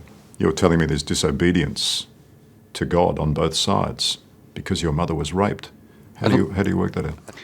We don't need to get into the details of what did or did not take place. A lot of that was not proven. There was just an admission of guilt for one aspect. Other things were brought into it. For multiple rapes. Your father admitted to multiple rapes. I believe it was 2. And your mother says there were many, many more. That's not a proven fact. You don't believe your father is guilty, do you? I believe my father is guilty, but he has expressed his remorse and his repentance. And that's enough for you? Should it not be? So all a rapist has to do, effectively, is repent, to say sorry? He who is without sin, Jesus said, let him pick up the first stone. Every one of us have done wrong things. That's the message of the gospel. Should an apology from Larry have been enough? Repentance rather than jail? No. If you break the law, you go to jail. If you break the law, you go to jail. Seeking forgiveness is good and right, but that does not erase the consequences of criminal action. Pastor Scott Wendell is the head of the Valley Forge Baptist Church in America. He's the man who sent Larry and Joy to Australia as missionaries, and later their son Kevin as well. We did support Kevin. We sent him out as a missionary church planter, and then at some point Kevin decided to become independent and no longer to be a member here at Valley Forge. Why not? Kevin, he had some views that were not as magnanimous that we hold to. One key issue they disagree on is whether it's possible for a husband to rape his own wife. If a husband forces sex upon his wife without her consent, is that rape? It's wrong. Is it rape, Pastor? It's wrong. Is it criminal? It's not the right thing to do. What you're saying every Sunday is that the woman must just give it up. So you don't have anything else to ask me. I suppose that's the end then. Is that all you've got to say? Well, if you're calling me a cult leader because I preach God's truth, that's not accurate. The truth is, everyone in the Harris family has been affected in some way by Larry's evil actions. The extreme violence that your dad dished out has led to relationship problems, arguably for you a messiah complex. It must have been very damaging.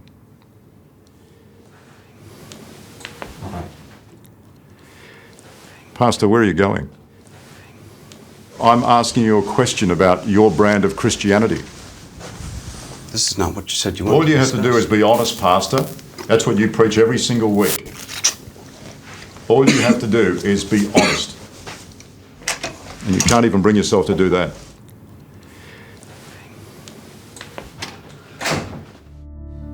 Yeah, it's me. Kevin's mother, Joy, says Larry's views are widespread throughout the independent Baptist movement. And she's determined to lend her voice to those unable to speak out against them. You want to make sure your granddaughters especially don't get treated the same way. That's right. That's right. There's too much beauty in them and talent. Do you think there's women in Australia who are going through the same thing? Yes, especially in the independent Baptist groups. How many women have reached out to you? 11 or 12. They're all saying the same thing. They're saying that's exactly what's happening to me now. Yeah, and a number have been pastors' wives, as I was.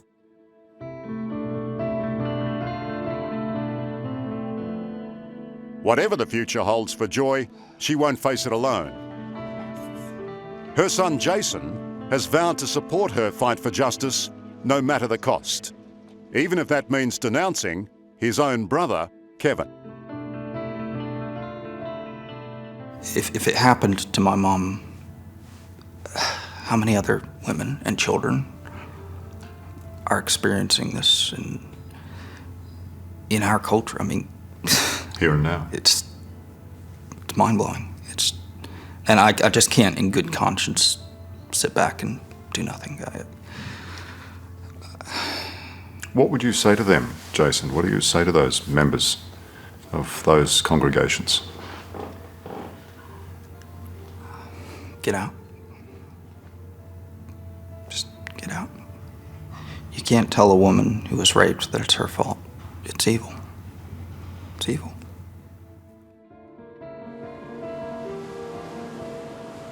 As for Joy, she still has faith.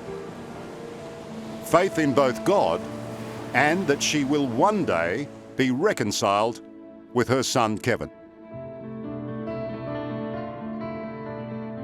It breaks my son's heart to do what he's doing. You know, I genuinely believe he loves me. But he's just twisted in his thinking. It's just, if we know about it and other people don't, it's almost like a duty, even though it's my own son, and it's just a duty to keep other people safe. And maybe it will wake my son up to see things more clearly, I'm hoping, because I do love him.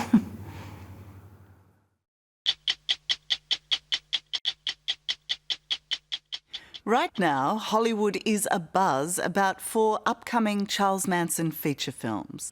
The obsession with the crazed cult leader is to mark a dark anniversary. It's 50 years since he and his band of deluded devotees, most of them young women, went on their murderous rampage. Manson, who lived as the embodiment of insanity, died in prison 18 months ago. But there are 3 other perpetrators still alive, and one, Leslie Van Houten, could walk free from jail in the next few weeks. She claims she's reformed. Impossible, says the sister of Sharon Tate, the beautiful Hollywood star brutally slain by the Manson family. Benedict Canyon, high above Los Angeles, and standing out amongst all others, this palatial residence is famously home to the stars. It's also infamous for one of America's most iconic crimes, the shocking scene of mass murder on the orders of crazed cult leader Charles Manson. I'm not asking you, I'm telling you. You do exactly what I say.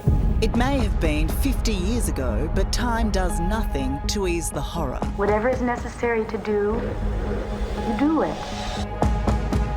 5 people were slaughtered here in the dead of the night, including the stunning and heavily pregnant Hollywood actress Sharon Tate. Can I ask you, how keenly do you miss Sharon today, 50 years on? I would love to have her here. Sharon was my big sister. Do I miss her? Yes. Would I like her here? Yes. Do I have this pain every day? No, I don't. But it's not far from the surface. Do I want revenge on these people? No, there is no such thing. But nor does Deborah Tate believe the surviving Manson family killers should ever be allowed to go free. Right now, that is a very real possibility for murderer Leslie Van Houten. Her parole will be either permitted or denied within weeks. I don't think that people that were condemned to death that are undoubtedly guilty of the most heinous crimes in American history should be let out simply because they're 60 years old. Do you look back on that very fateful day and wish you'd never taken the call? For Bob Burbridge, one of the first cops on the scene, the memory of those killings on the 9th of August 1969 will never be erased. How would you describe what you saw? Oh, it was horrific. I mean, it was one of the worst things I've ever seen. I've never seen that many dead bodies in one place before. And it was horrible. It was just horrible. They were young people. They were innocent people were slaughtered by knives and guns, and it was awful. To love all the pain that you've caused people, all the anguish you've caused. Oh, I don't know pain. I don't know pain. I have no depth of pain. I have no depth of suffering. I don't know ridicule. The rantings of a madman. Charles Manson in full flight. Fault, make strong, good pain, understand pain. Not bad. Pain's not bad, it's good. But somehow, Manson made sense to the disaffected and impressionable. He collected them, mainly young women. Charlie loves us to be beautiful, and he let us be beautiful. And set up a commune at an old ranch just half an hour north of Los Angeles.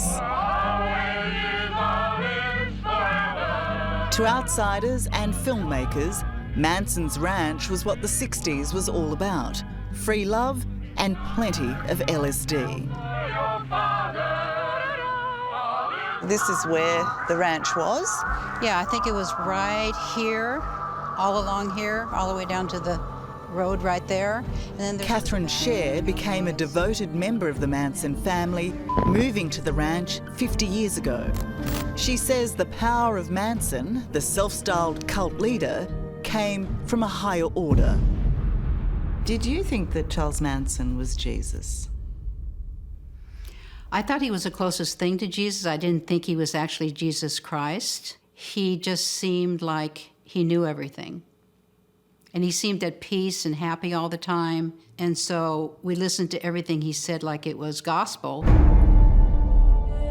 But Manson's gospel soon became deranged and deadly. I'm ready to die for Charlie. He's ready to die for me. He has died for me. He wanted to kickstart a race war. His plan was to commit mass murder, but make it look like it was done by black militants. You have to be ready right now, right here, right now.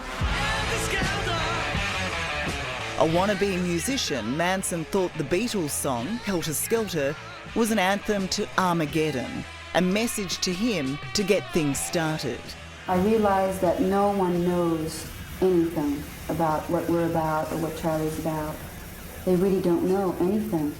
A lot of people are trying to make sense of something that didn't make sense. By that time, we had stopped thinking. It was the 9th of August, 1969. The night Charles Manson turned his unthinkable plan into action. When somebody needs to be killed, there's no wrong. You do it. And then you move on. Aiming to create panic, Manson chose the celebrity home of Sharon Tate and her movie director husband, Roman Polanski. Roman and Sharon had top billing. Polanski was away that night. Unaware of what was to come, Sharon was entertaining friends. What do you think those last moments were like? Oh, it must have been terrifying for these people, you know. They were just slaughtered. It was late, and Manson sent a posse of devotees from his ranch into the heart of Los Angeles. The blood, the knife wounds that these people took, it wasn't one or two knife wounds, it was a lot. We were just completely stabbed and stabbed and stabbed and stabbed. Nothing compares to it, to that murder scene.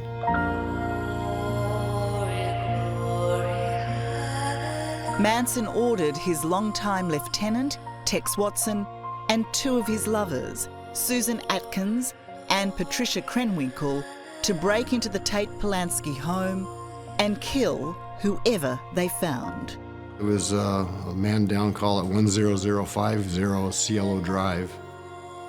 25 and just 3.5 years in the job, Bob Burbridge was on call that morning.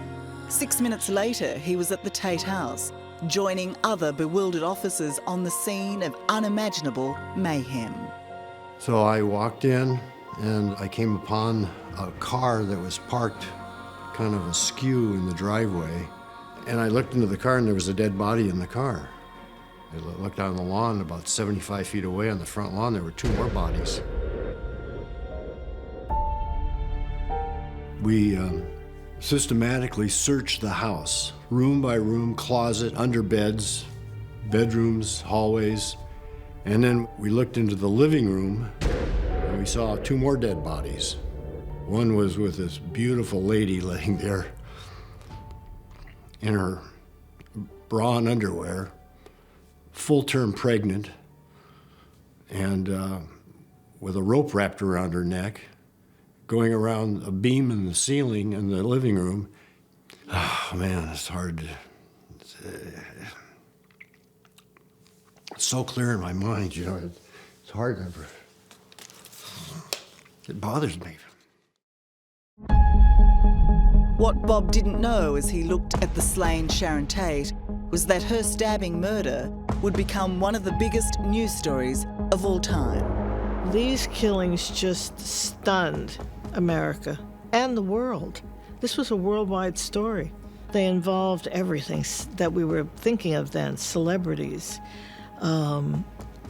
hippies, drugs.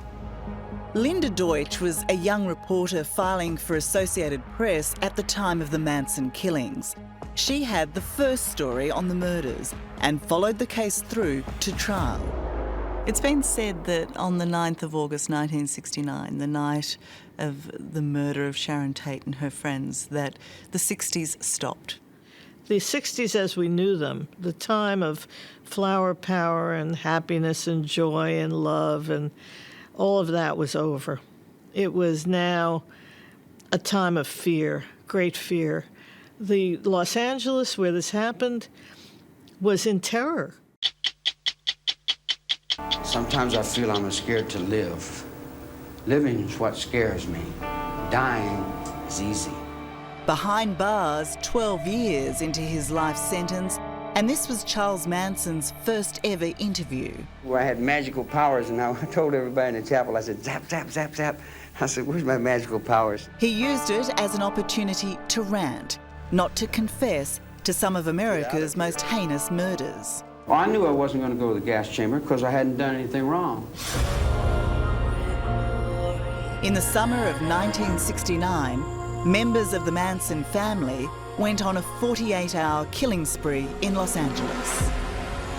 On the first night, following his direct orders, 3 of Manson's most faithful followers broke into the residence of Hollywood actress Sharon Tate and mercilessly slaughtered her and 4 others.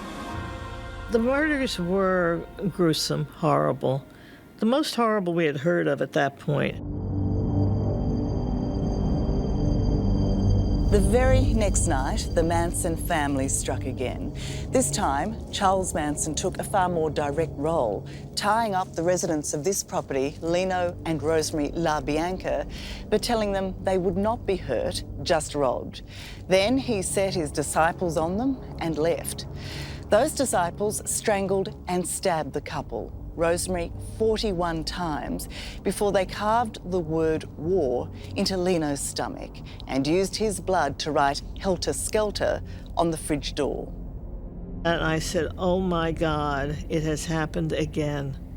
And the LaBiancas had been killed. It was unbelievable, incomprehensible. And no one had even suspected that women were involved. Having broken the first story on the Tate murders, Associated Press journalist Linda Deutsch was again on reporting duty when the Manson family murdered the LaBiancas. The reaction was widespread terror. You had a city that was in lockdown. People were buying alarm systems for their houses. People carried guns. They were sure that they were targets. And then when the LaBiancas were killed, that sort of cemented the idea that there were mad killers on the loose. After killing Sharon Tate and her friends, Manson had called on Tex Watson and Patricia Krenwinkel to murder again. But this time, completing the terror triumvirate was Leslie Van Houten. How Manson could get these women to so savagely kill for him remains one of the great fascinations of this tragedy. They were mostly disaffected, or they had been involved in drugs.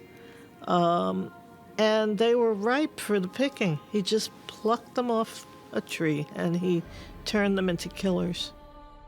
What do you think of women? Oh, I like them. Yeah, they're nice. They're put together well and everything, and they're soft and spongy. Yeah, they're nice. As long as they keep their mouth shut and do what they're supposed to do. What was the striking ability or element within him that enabled him to get young women to do his bidding?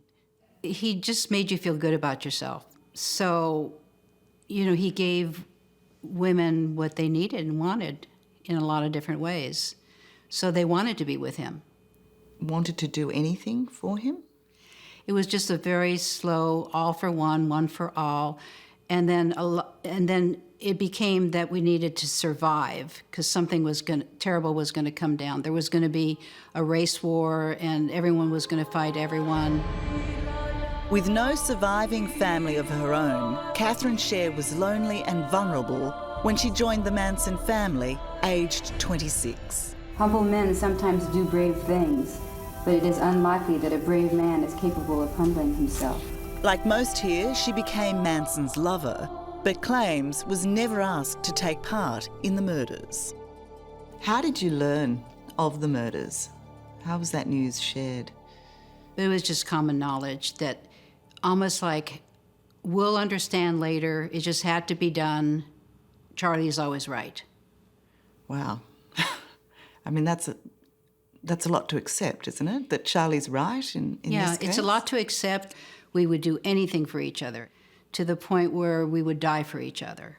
And kill. I mean, that's the point. That's the overwhelming point. Yes, because it's, would you do anything? And you feel that you're really talked into that any time now, all hell's going to break loose, and your only safety is with them. But that, the level of violence that was exhibited in those murders, I'm sure that... that's not just carrying out an order. It's almost understandable. It almost looks like it was enjoyable for those people. No, the people that were involved can't even understand how they did this. They can't fathom how they could have ever done this. Hi, Rich. Your words this morning were just what I needed to hear. Thank you.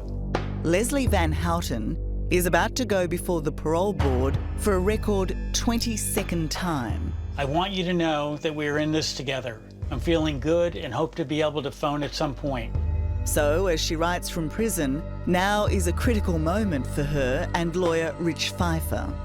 Is she going to be nervous tomorrow? Of course. Her life is on the line tomorrow. She knows that. The second longest serving female prisoner in California, Leslie has been behind bars for nearly 50 years for her role in the Manson murders. Twice before, the parole board has granted Leslie parole, only to have her bid for freedom denied by the governor at the 11th hour. I think Leslie's going to get out. Why should Leslie be given parole? Well, she's not a current unreasonable risk to public safety, which is the legal standard, but way more than that is she was a young person indoctrinated into a cult. long before the world knew about cults. Well, I had been taught then that there was no such thing as death. Leslie was 19 at the time, and she was one of 3 devotees sent out by Manson to kill. It was the second night of Manson's murder spree, and their target was Lino and Rosemary LaBianca. When she went into the house, her intention was to kill the LaBiancas, and she owns up to that, and that was her part of being accepted by Manson. She wanted to be accepted by Manson. Do you believe that at that time she completely lost her will? That she lost the ability to know what was right and wrong? I think she knew what was right and wrong to some degree. She absolutely believed that Charles Manson was Jesus Christ. That's what they were taught. That's what they were drilled in over and over again. When does Jesus tell his followers that they should go and viciously murder people? This is what they believed. And she acknowledges that today that, that belief was skewed and everything, but at the time, that's what she believed. And she wasn't alone. The family's blind faith in Charles Manson persisted through their infamous court case, even with their own lives now in the balance. Their cheeriness and singing belied what they faced. But in January 1971, Leslie Van Houten and Patricia Krenwinkel were convicted of multiple counts of murder, as was Susan Atkins, who repeatedly and fatally stabbed Hollywood star Sharon Tate. All were sentenced to death, which was later commuted to life in jail. So this is where Charles Manson was arraigned. This is where the trials were held. This is where it was. This is the place. Reporting from the court case, Linda Deutsch was witness to history. Stand still a second right there while you're that's very good. Beautiful, Charlie. And a circus like none had seen before, with Charles Manson also on trial for the 7 horrendous murders. When he came out of the holding cell into the hallway, he looked like a scared animal, and he was not looking very threatening. He just looked like a little guy in a buckskin outfit. Not the Messiah? No.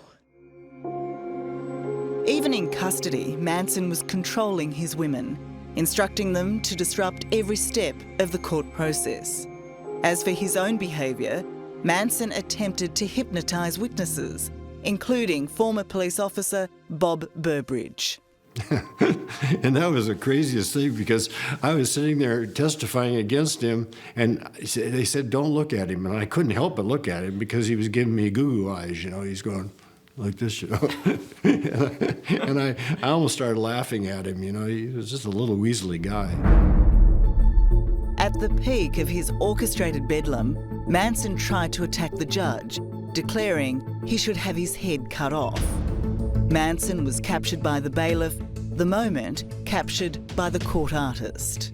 He talked a good game, made himself totally sympathetic, didn't admit that he did anything. Did you feel any sympathy for him? No. Did you find him charismatic? No. Did you think he was crazy? Oh, yeah, he was insane. He was malignantly insane. It was quite a time.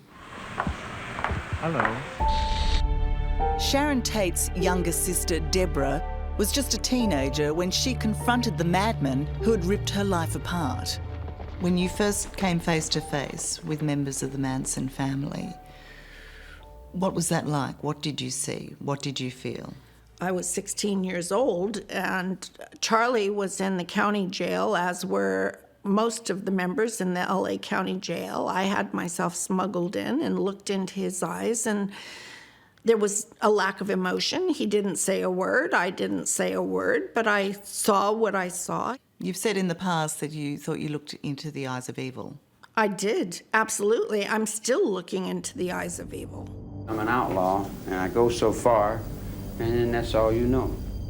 Deborah also reveals that Manson wrote letters to her from jail. And those basically state that he's an outlaw and he is what he is. But in those letters that he wrote to you... Did he say he was sorry? No. Did he say that he did it? No. He said he's an outlaw and he lives by the outlaw rule, which is he's not going to volunteer information. Deborah Tate has made it her lifetime mission to keep the Manson murderers behind bars. And so far, she's done so. Charles Manson died in prison in 2017. Susan Atkins in 2009. Still in prison and still hoping for freedom is Tex Watson, as is Patricia Krenwinkel. As for Leslie Van Houten, her bid for parole was granted, and within weeks she could be the first Manson family murderer set free. It's a decision Deborah is fighting, seeking the governor to overturn the parole board's recommendation. I'm talking about people's lives here. Is it worth taking a chance on? I happen to say no. And I say that because I sit in the room and I can feel their souls. I don't know if I could forgive if my sister was slaughtered like that, pregnant. But that's really, it's just not up to me to give an opinion on that. Do you believe that the surviving members of the Manson family who are incarcerated today should be paroled? They've just done the work on themselves for years and years and years. And they're just not the same people they were when they were 20 and 18 at all. There's just, yes, is the answer. Yes, it's time.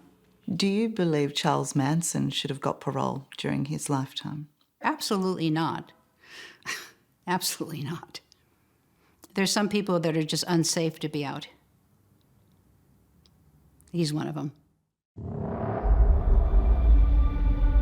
It's taken Catherine Scher many years to reconcile her part in the Manson family.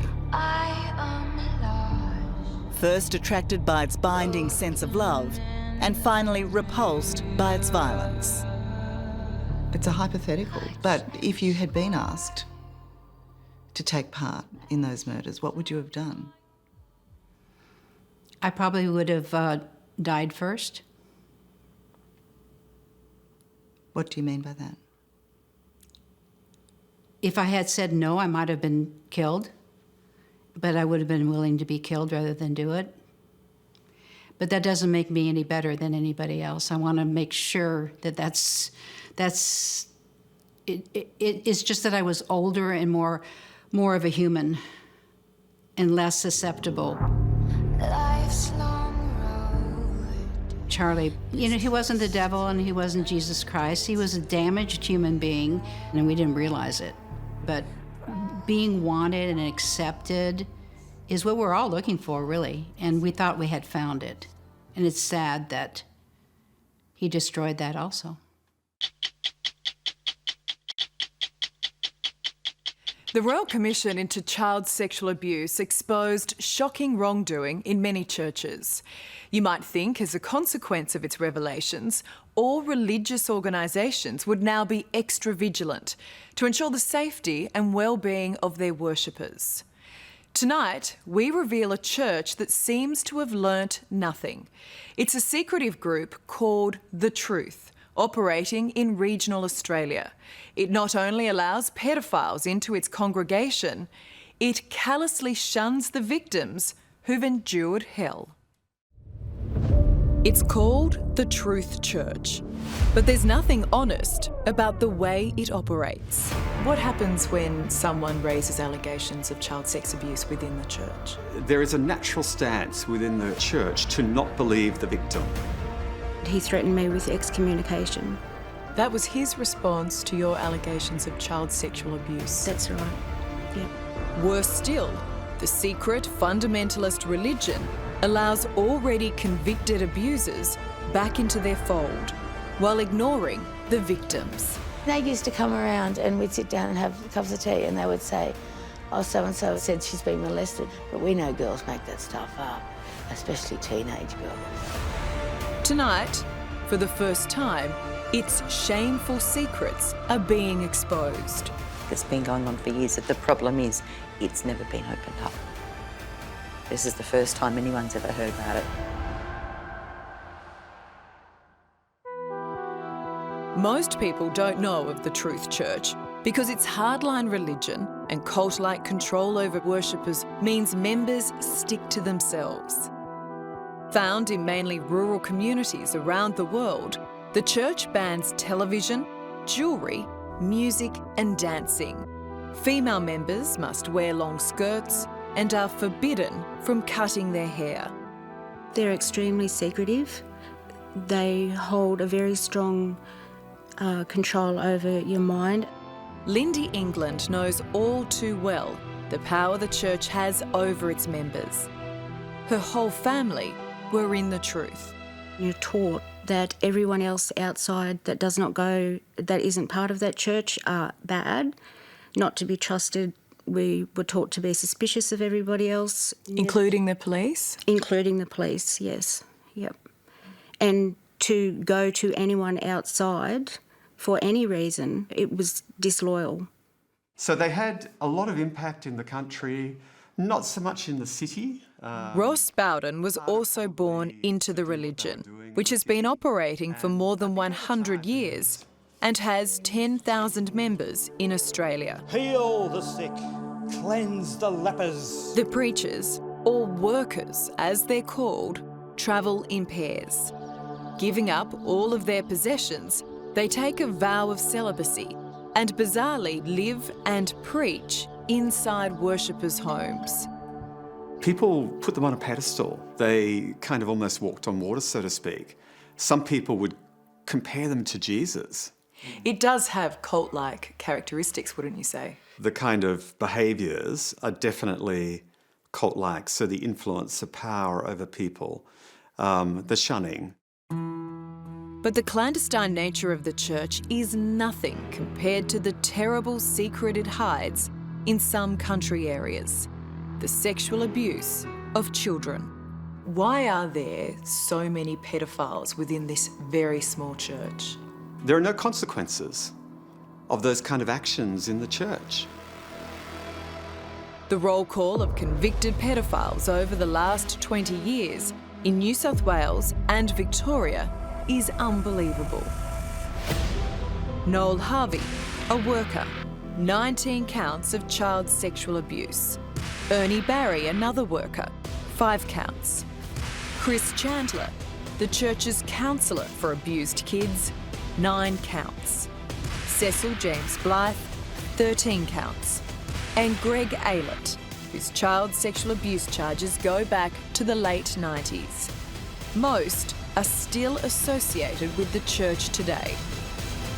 For every child sex abuse case that has been prosecuted, how many others do you think remain shrouded in secrecy? There are an enormous amount of cases. You kind of get this culture of cover-up and protecting the church.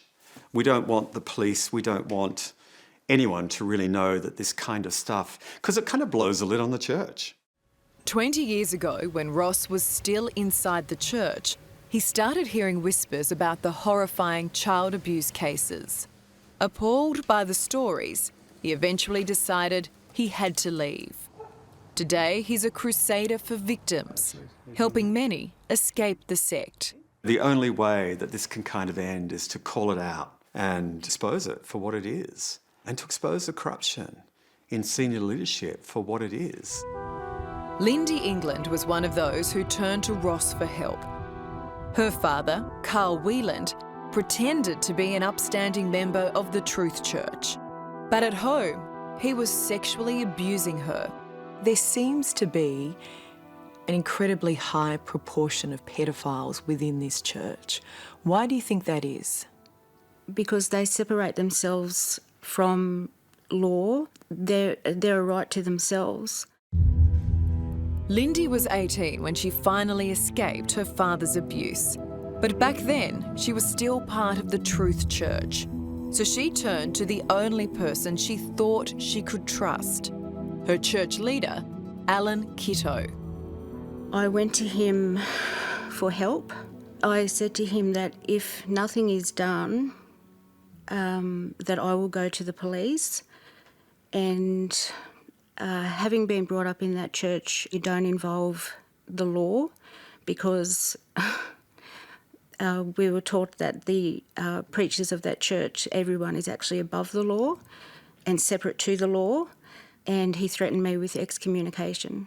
That was his response to your allegations of child sexual abuse. That's right. Yep. He said that the only thing that he would do would be to stop my father from attending the Sunday morning and Wednesday night meetings. Yet he was willing to kick you out of the church. Yes, he was. Yep.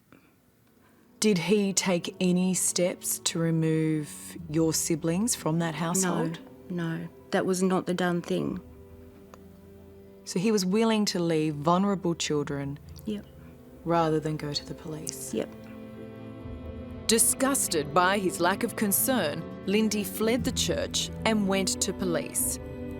Despite the church refusing to help her, her father was eventually sentenced to 15 years in jail for sexually abusing her and her sister Amanda during their entire childhood. How do you feel about Alan Kitto today? I feel hateful. I feel resentful. I feel like he's got to be held accountable for covering up and enabling these monsters to do what they do. Today, Alan Kitto is head of the Truth Church in New South Wales. He also continues to support this man, the latest Truth member convicted of child sexual abuse. The courts have ruled we can't identify him despite his terrible crimes. But Kitto is happy for the convicted pedophile to still attend church meetings. I couldn't believe it. This is wrong. You're hiding pedophiles in your congregation. It's still around little children. Shouldn't be around any of them, as far as I'm concerned. Louise Gass is one of the man's victims.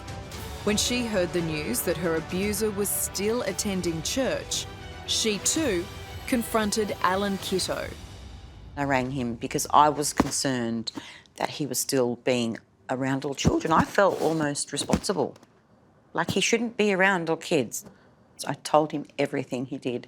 He didn't. He just palmed it off. So it wasn't something that he took seriously? No, not at all. Was planning to investigate? No, not at all.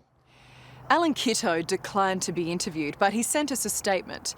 He says he banned Louise's abuser from going to church pending the outcome of court proceedings. But we can confirm that even after being convicted of child sexual abuse, the man still attended church meetings. So doesn't he need to be held responsible here? Absolutely. In my view, Alan Kitto needs to resign his position and step down. I don't think he should be either leading the sect or even in the ministry. He has failed children.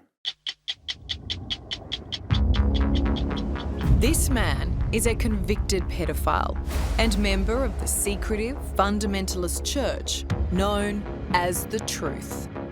He's one of at least 5 convicted child molesters still involved in the religion in some country regions. Outrageously, he's still going to church meetings which children attend.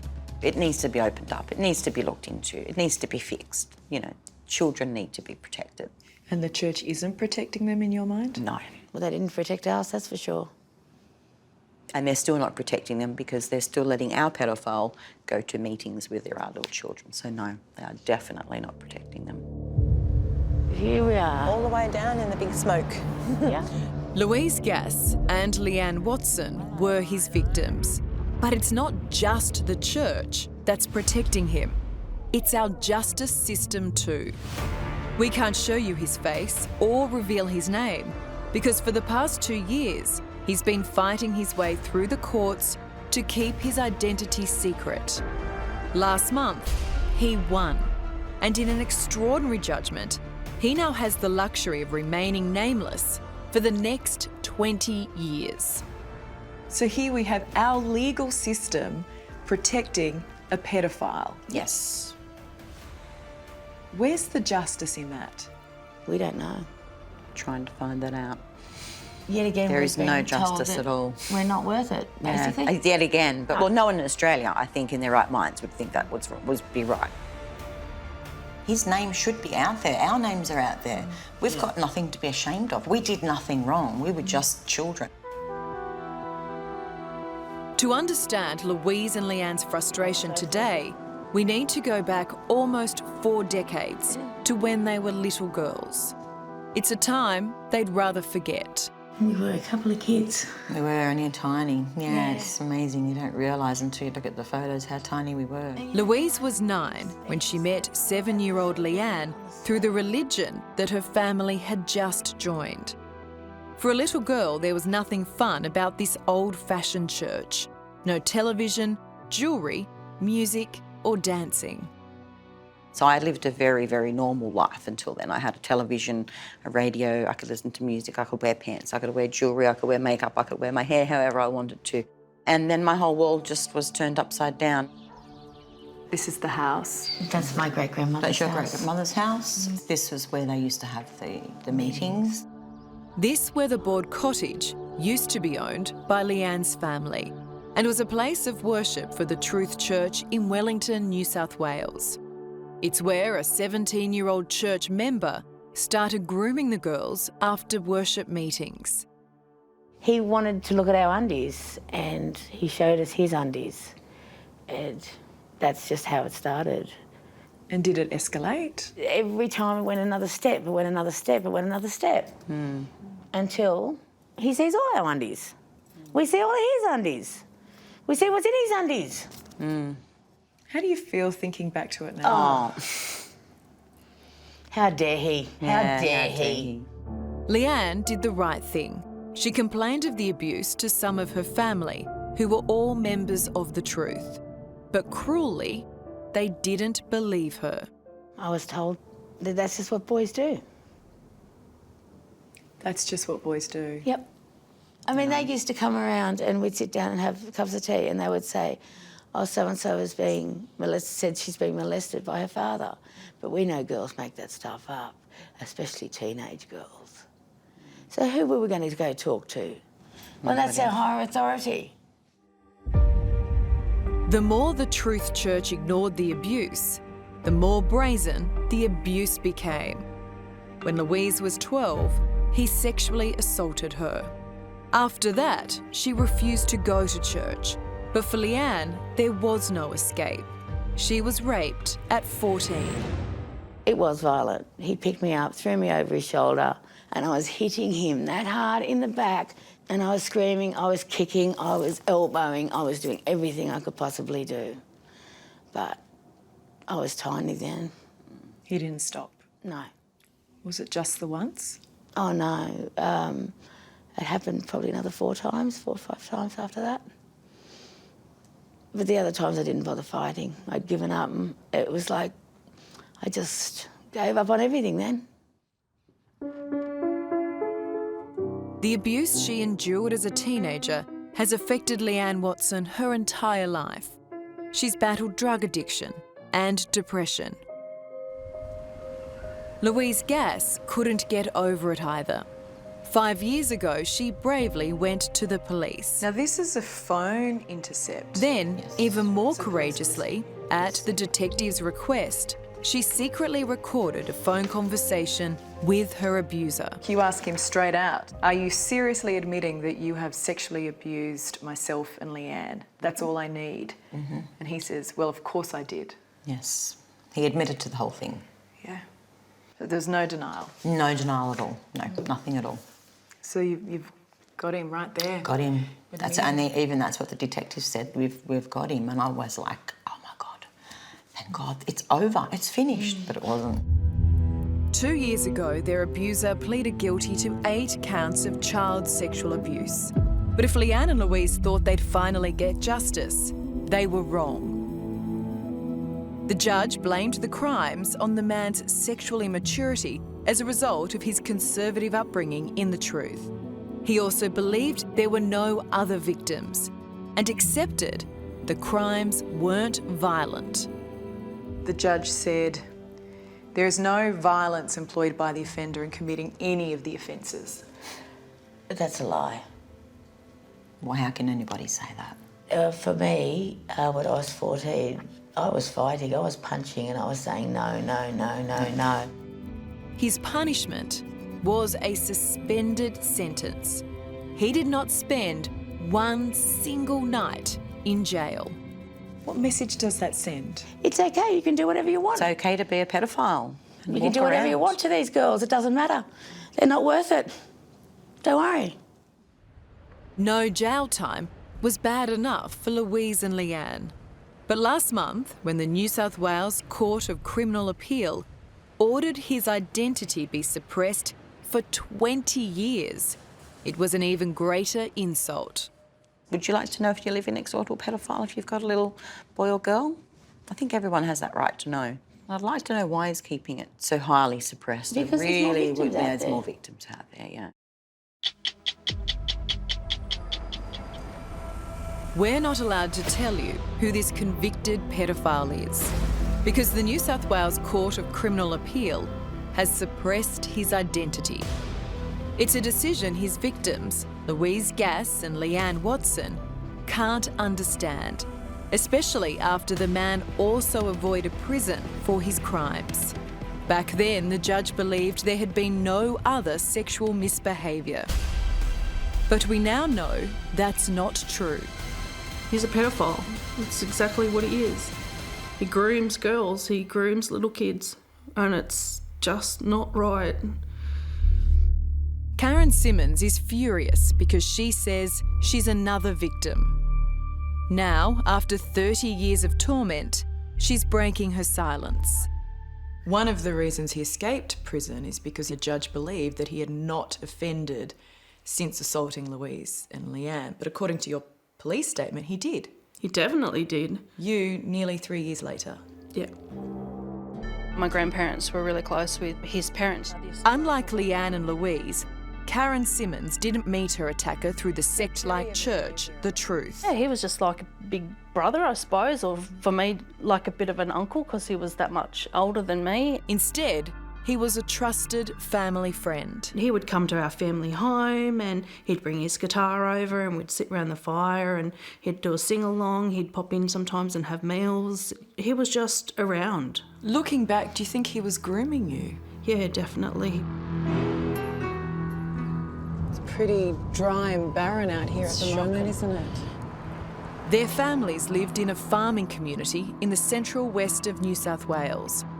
Its isolation made it the perfect setup for a predator. I lived down that road, 2 or 3 k's up here. When Karen was just 12 and he was 25, the pair went away on a weekend camping trip with his family. On the drive back, instead of taking Karen home, she says he brought her to this property in the middle of nowhere. It was 30 years ago, but Karen still recognises it today. That's the house there. Oh, that's it? Yeah, that's it, yeah. With no one around, she was completely at his mercy. It was here, she says, where she was first raped. I was just a mess. Like, I was just shattered and in shock, really. Like, I just was trying to process what had just completely happened. Yeah, so that's the place. Ready to face your demons? Yeah. This is the first time Karen has stopped and looked at the house where her childhood was so brutally taken from her. I can't imagine the feeling of dread you must have had every time he brought you here. He was someone my parents trusted. You know, I'd known him since I was 6 and then I was 12, so it's not like he was a stranger, and I just felt really isolated and alone. I mean, where'd he go? Like, where does a kid go? Like, you can't run. Where are you supposed to go? Like,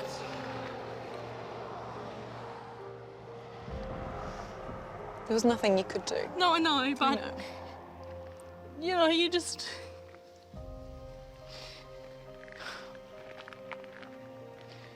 Just felt really helpless, you know. Fearful of the consequences, Karen remained silent for 3 decades. But when she heard about Louise and Leanne's abuse, she decided it was time to go to police.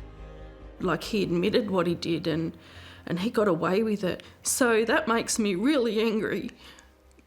I want to see him do jail time. I want him held responsible for what he did. Get on with our future then, hey? Yeah. Yeah. Yeah, one day at a time. Karen Simmons is relieved she's finally spoken, but she's still worried her abuser could have molested even more children. They don't just stop, do they? And I just, in my mind, I really do believe there's got to be other victims out there that he's abused. And now another girl's had to go through what we went through because A, nobody listened to us, and B, we stopped complaining. Because nobody listened, so we stopped complaining. Every smile, every pain. In the meantime, the Truth Church continues to support the convicted pedophile and many others. I'm sick of holding on. For that reason, Louise Gass and Leanne Watson want the secretive church to be properly investigated, in the hope it will finally face up to its sins. They call their religion the truth. This is the truth. It's about time they heard it. To not be believed is a very hard thing. We know exactly what happened. They need to be investigated. They need to be looked into. How much of a difference would it have made to both of you to have someone believe you back then? Yeah, I mean, I could have fallen in love and had 3 children and lived a beautiful, happy, healthy life, but unfortunately, he took all that away. It's still there. Might go away. That's about it, really. The head of the Truth Church, Alan Kitto, says that since 2014, it's made positive steps towards the training and awareness of ministers regarding child sexual abuse cases. In the history of 60 Minutes, I'm not sure we've ever reported a story that for the most part is pure fantasy. But that's how to best sum up QAnon, an ever-shifting mega conspiracy theory that's bizarre and nonsensical. As wacky as it is, though, millions of people appear to be caught up in the internet-based cult, including more and more Australians. And that means there are dangerous, real-world consequences that demand the rest of us stop scratching our heads in disbelief and start to take serious notice of QAnon. Do you want to free yourself? It's easy. Follow Q. If QAnon was a movie script, it would be too far-fetched. The world is currently witnessing the largest mass treason event in living history. The world ruled by a cabal of Satan-worshipping elites who prey on children and harvest their blood. With Donald Trump, our only saviour, ready to defeat the forces of darkness. Who risk their lives to achieve this victory against the greatest force of evil the world has ever known. And that's just the start. That's just the headline-based theory. It goes so much deeper than that. Discover the names and faces of the cabal agents who have colluded to destroy our republic and bend us to their will. How deep does it go? The German Chancellor, Angela Merkel, is Hitler's natural daughter. There's theories about Donald Trump being a time traveler, aliens, any conspiracy theory you've ever heard, including many you haven't, find a home in QAnon. But I mean, you couldn't have believed that stuff, surely. I went all the way up to aliens. Jatath Jadeja is an ordinary guy who fell headlong into this extraordinary world. An economics student who, for 2.5 years, lived and breathed the ultimate conspiracy theory in all its madness. Jatath, how does a guy from suburban Sydney end up down the QAnon rabbit hole? I was very disconnected from reality, I think, and I just was looking for answers, and that's how I found QAnon. It was all day, every day. It was like QAnon was my job, basically. You just become like that crazy homeless guy on the street shouting about Judgment Day, and you just make an ass out of yourself at all these parties, right? No one wants to talk to you. People are like, oh, it's weird. What are you doing, right? It all began in December 2017, when Jatath was struggling to finish his degree. He became socially isolated and was drawn to the conspiracies swirling online. Stumbling onto QAnon, he fell for it, hook, line and sinker. People have heard the same thing about QAnon, like this cabal of elite pedophiles and satanic blah, blah, blah. It's a very dark world. You thought that politicians were pedophiles? Yeah, especially, post Jeffrey Epstein, Jimmy Savile as well. I definitely thought that there was a cabal of elite pedophiles. This is almost like an existential battle between good and evil, like angels and demons. It's just fantasy, right? This is not real. It's not, but then of course not. Like what you do... But how could you believe it? How could you believe something so fantastical? What you do is that you want something to be true. I wanted someone to save us. To comprehend how someone could believe the unbelievable, you first have to understand how QAnon works and just how seductive this parallel world can be. QAnon is a cult-like conspiracy theory that holds that a military intelligence insider is using a variety of message boards to leak clues to an upcoming purge of the deep state. You've lost me already. It's sort of hard to keep up. It is. Anytime you spend any kind of time talking about this in any kind of depth, people just immediately glaze over. And that's one of the reasons why it's been so hard to get people to take it seriously, because it is so bizarre. Mike Rothschild is a leading writer and researcher on conspiracy theories who spent the past year trying to make sense of it all.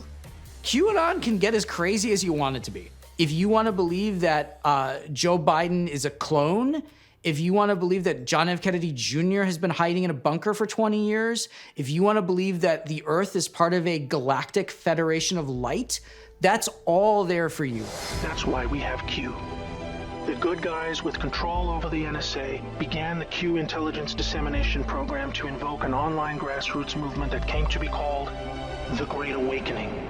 The original prophecy of QAnon is that Donald Trump is going to unleash a purge, a mass arrest of the pedophile cabal that runs the world. Well, Donald Trump can't do that anymore, but they're not going to give up on believing QAnon. They've come too far. They've sacrificed too much.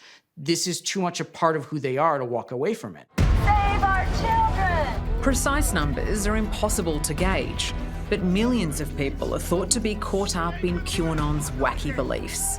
There are people in QAnon who are really just concerned about children. There are people in QAnon who really just hate Hillary Clinton. And there are people who do want to overthrow the government. So it appeals to almost everybody, and it really is almost anybody that can be sucked into it. We'll be looking into that over the next short period. Incredibly, it all stems from a single offhand comment made by Donald Trump in October 2017. You guys know what this represents? He was having dinner with a bunch of uniformed military higher-ups, and he said, maybe it's the calm before the storm. This could be the calm before the storm. What's the storm? Could be the calm before the storm. And the press was like, what are you talking about? What storm, Mr. President? You'll find out. Now, in reality, he wasn't saying anything. That's what Donald Trump did as president. He just said stuff. But people wanted there to be a storm. People wanted there to be the punishment of enemies. And it caught on very quickly because of that. On forums in the darkest recesses of the internet, vague and cryptic messages began to be posted, supposedly by a mysterious figure known as Q. Crumbs of information that were shared and deciphered by an online army eager to interpret their meaning. It was like a Tom Clancey novel happening right outside your door, and then people wanted to be part of that. Spawning ever more outlandish explanations about what was really going on. The followers think of themselves as geniuses, as sort of playing this 5D high-level chess that Donald Trump also plays. But the reason why QAnon is so convoluted is actually the same reason why a lot of conspiracy theories are really convoluted. The more details you add to something, the more real it sounds. So is the idea that the rest of us are ignorant if we don't understand it? Yes, the rest of us are asleep, but the Q people want to wake us up. They don't want to hurt us, they want to teach us. They want us to join them. And that's one of the things that's so appealing about QAnon is this idea of secret knowledge. This idea that I know something that you don't know powers so much of conspiratorial thought. The only thing Q wants you to do is think for yourself and expand your thinking and find out for yourself. And I don't see anything wrong with that. Turbocharged by fears about COVID, QAnon has found fertile ground here in Australia. This is between good and evil, and pulling believers from every walk of life. Michelle Gilman is a hard-working single mum who's raised 2 kids. Back in QAnon's early days, at the age of 51, she headed down the rabbit hole into a warren of unconventional thinking where nothing is quite as it seems. Once I discovered an alternative narrative, it really started to change the way I think. I mean, there's, 4,953 Q posts. And you work through every one of them? I've read every one of them, yeah. Or I've listened to someone interpret every one of them. So for you, Q is a person? Q's more than one person, and I believe it's a team of people with very high level intelligence clearance, and that comes through with some of the posts that Q has put out. It's time to research for yourself. You will find many things, among them an unprecedented number. With the dedication of a scholar, Michelle has studied this alternate reality, forming her own worldview, very different to that of mainstream society. It probably makes me sound like a conspiracy theorist, and I'm quite happy to wear that tag if people want me to be that. But are you a conspiracy theorist? No, I just believe in questioning. I was always a bit suspicious about the 9/11 thing. So you don't believe 9/11 happened? Oh, I don't know whether it did or not. It hasn't been proven either way. I don't know who the people were that flew planes in. The murder of JFK, the murder of JFK Jr. You think there was a deep state conspiracy behind that? I think there's a deep state group of people that are behind that, yeah. This could get me into big trouble, you know. What? Giving out this, being on television, talking about this sort of stuff. Why? Well, because there are a lot of people that don't want that information to come out.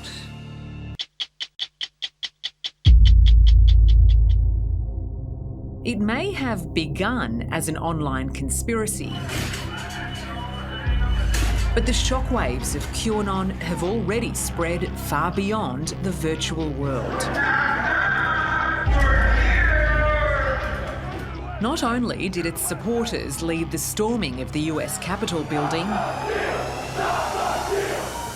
kidnaps, assassination plots and murder have all been linked to QAnon fanatics, including this bombing in Nashville on Christmas Day, carried out by a man convinced the world is controlled by a race of reptiles disguised as humans. You know, while we may say it's foreign to Australia, it's not. It's here, and there are people here who believe this stuff.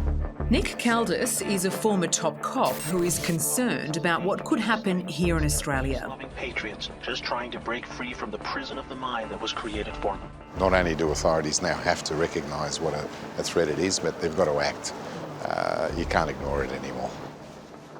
I think we have seen, obviously, right-wing extremism and really nutty conspiracy theorists before, but the magnitude and the reach and their ability to influence people is probably unprecedented. So it's no longer just a very fringe group that you can discount and say, well, they're just a bunch of nuts.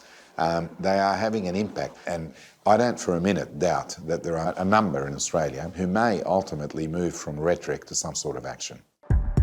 As a counter-terrorism expert, Nick sees strong parallels with Islamic terror and believes we need to monitor QAnon with a similar vigilance. Should police be treating QAnon in the same way they would treat a terrorist organisation? I would argue yes, simply because they're capable of inspiring, commissioning, and encouraging others to do things in support of them or their beliefs. Yeah, it's alarming when you think that a fringe conspiracy theory can get to the point where it becomes a global threat. Absolutely. And you see it in terrorism, where a lot of people who inspire others to do this stuff are not prepared to put themselves in danger, but they're happy to send kids in suicide vests to go and do it on their behalf. I wouldn't put that sort of selfishness apart from QAnon. I think they're very capable of it. Trump supporters are not violent people. Q supporters are not violent people. Did what happened at the Capitol not seem violent to you? Yeah, it was pretty outrageous, but there's a lot that's not being told. You know, there's a lot of stuff that's not being told.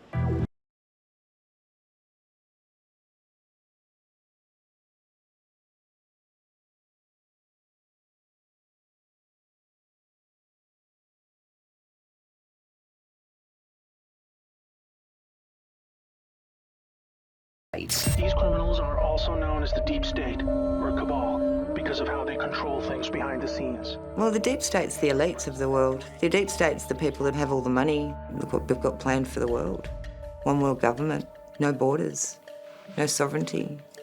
They're trying to take away people's free speech. They're trying to take away people's right to protest. So, when you say that people's speech is being suppressed, that you feel as though you're being silenced?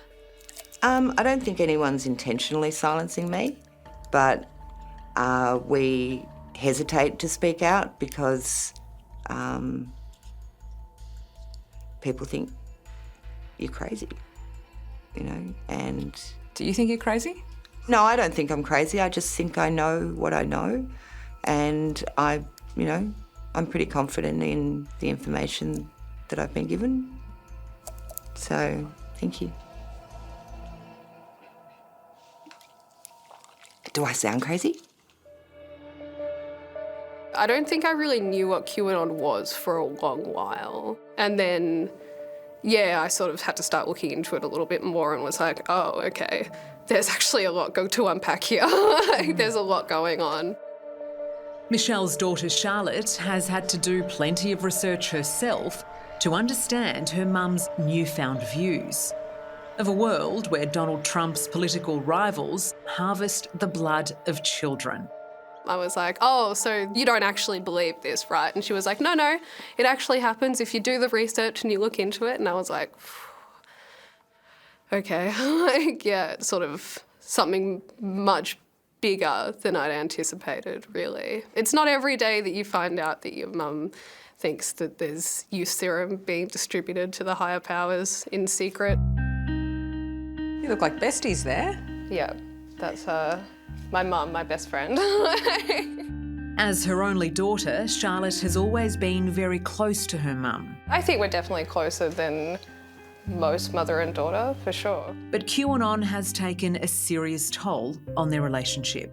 She's almost like created a different realm. It's a different reality, really, to the point where I just got frustrated because it's like, I can't really have a conversation with you because we can't just agree on the basic principles of what's happening. We would argue. So we'd have discussions and sometimes they'd get a bit heated. Sometimes they'd get a lot heated. And she'd shut it down, we'd shut it down. I think it was about 2 or 3 months before the election. I was like, we're finished. Like, I need to not speak to you until this is done. And even prior to that, every conversation we'd have would end in screaming or crying or this or that. You just don't know anything anymore. It's like, if my mum can fall for this crap, then what hope is there for the rest of us? Jatath Jadeja knows firsthand the impact QAnon can have on relationships with others and how the isolation it brings can become a vicious cycle. QAnon only adds to that because it separates them from society, from their family and their friends. There's parents who have threatened their children, kicked them out of their house. There's decades-long marriages that have broken up, you know. So families are losing loved ones to this theory, this crazy conspiracy. They've already lost. Hundreds of thousands have already lost. Like, it's an epidemic. Are you grateful you came out of it? I'm very grateful. I'm not sure how it happened. I feel like I dodged a bullet. Stepped out of the darkness into the light. Jatath spent 2.5 years caught in the grip of QAnon before he finally got out.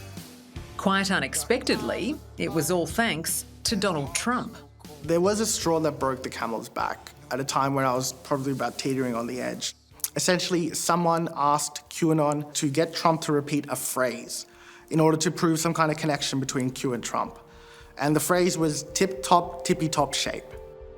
4 months later, Donald Trump used that phrase in front of the White House. It is special, and we keep it in tip-top shape. We call it sometimes tippy-top shape. I was like, wow, that's a very unique phrase. I've never heard that phrase before, right? That has to prove some kind of connection. It was only until much, much later when I looked into it a little deeper, that is just something that Donald Trump says. He says that from time to time. It's like a personal catchphrase of his. My club's at tippy-top. It's got to be in tip-top shape. Everything was tippy-top. It was the obvious manipulation in this that A, someone had to pick up on the fact that Donald Trump says this phrase. I like tippy-top. To find a way to use that in order to slide it into this sort of conspiracy as proof was almost genius, really. It was genius. And I looked at that and I thought, I've been manipulated here. It's so obvious I've been manipulated. So that was my moment. And I sort of, I just felt the world sort of crash in on me, and I threw out every single conspiracy theory I'd ever heard. These days, Michelle and Charlotte have made their peace. And I missed you. I missed you too. Although they tried to avoid too much political discussion, agreeing to disagree about their very different views of the world. So you've been able to find this peace, but ultimately you still believe in Q? You still disagree with your mum's beliefs? Heavy opposite, yeah. Yeah, completely on the opposite spectrum, really. Yeah, I still think she's being hoodwinked, and I'm excited to be proven wrong. Is there a part of you that wonders whether you've been hoodwinked here? Oh, a little bit, yeah. And I've had that conversation with Charlotte. It's like, if I'm wrong, I'll, declare that I'm wrong, I'll concede, and... But you don't think you are? I know I'm not. I really, really know I'm not. Jatath Jadeja has seen QAnon from both sides and views the world as a much nicer place without conspiracies in his life. But with Trump's chances of fulfilling the prophecy of Q slipping away, what followers call the storm, he worries about what might happen next. Should Australians be alarmed? Yeah. Well, 100%. Why wouldn't you be alarmed? QAnon has only been around since October 2017. That's not even 4 years, and it's now got millions of people around the world.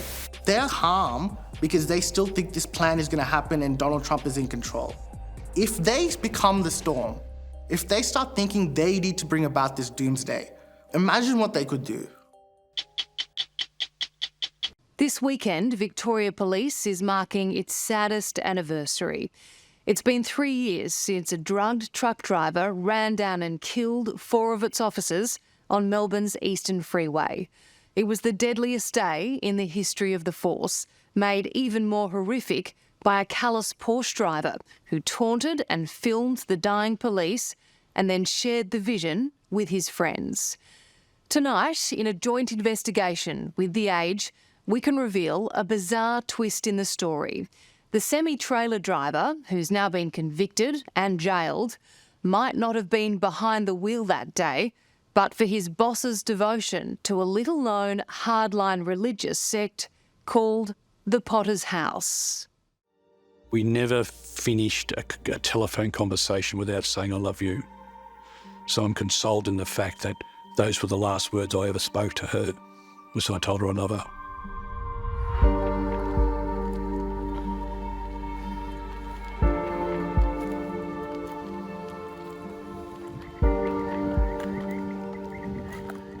Once a week, Stuart Schultz comes here to remember his wife, Lynette.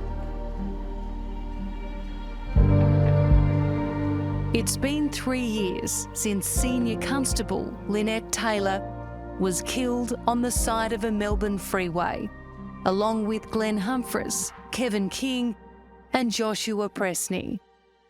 What were your first thoughts when you received the news that Lynette was gone. Absolute shock, speechless. I knew as soon as I'd made inquiries, I'd heard somebody rang me and said, "Oh, if you heard about the crash," and we believe that police members have been hurt or killed. And then later in the evening, that those 4 dark blue uniforms were standing outside my front door, and that was just, I knew exactly what it was when they were standing there. Oh, Jesus. Lynette and her colleagues had stopped on the freeway after pulling over a speeding Porsche driver, Richard Pusey, when they were hit by an out-of-control semi-trailer. Richard, what happened? Do you regret leaving the scene? In the moments after the crash, Pusey callously filmed Lynette as she lay dying. Richard, did you take photos of that horrific scene? Family members of those police. Move out of the way, please. His unthinkable behaviour became the headline.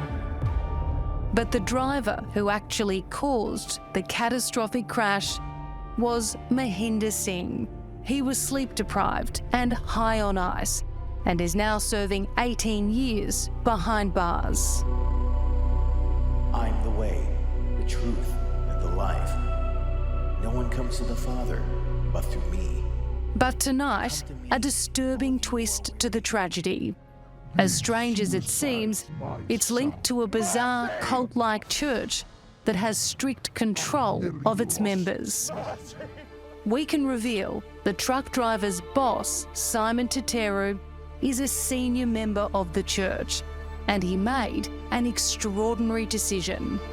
Blinded by his extreme religious beliefs, he allowed an unfit driver to get behind the wheel. It's really frustrating that this church, whatever it is, could exist and influence people and how they think and how they indoctrinate people to make decisions that are not right, not lawful. That's just terrible. Every curse of witchcraft is broken from off of her body. This devout philosophy that seemingly played a significant role in the devastating truck collision came from an organisation few have ever heard of, the Potter's House Christian Fellowship Church. Based out of the US and dotted across the globe, the Potter's House Church has strict beliefs. Television and non-Christian movies are banned. Only men are allowed to become pastors. As women, they focus on being mothers. Members marry young and within the church. No one mixes with non-believers outside of the Potter's House, and if they leave, they're shunned. When it gets to the point where you are completely and totally cut off from the rest of the world, cut off from family members, choice, freedom, critical thinking are all severely compromised. The church follows a hardline set of beliefs. It uses demons, witchcraft and curses as tools of fear to control its members, who live a sheltered existence within the church.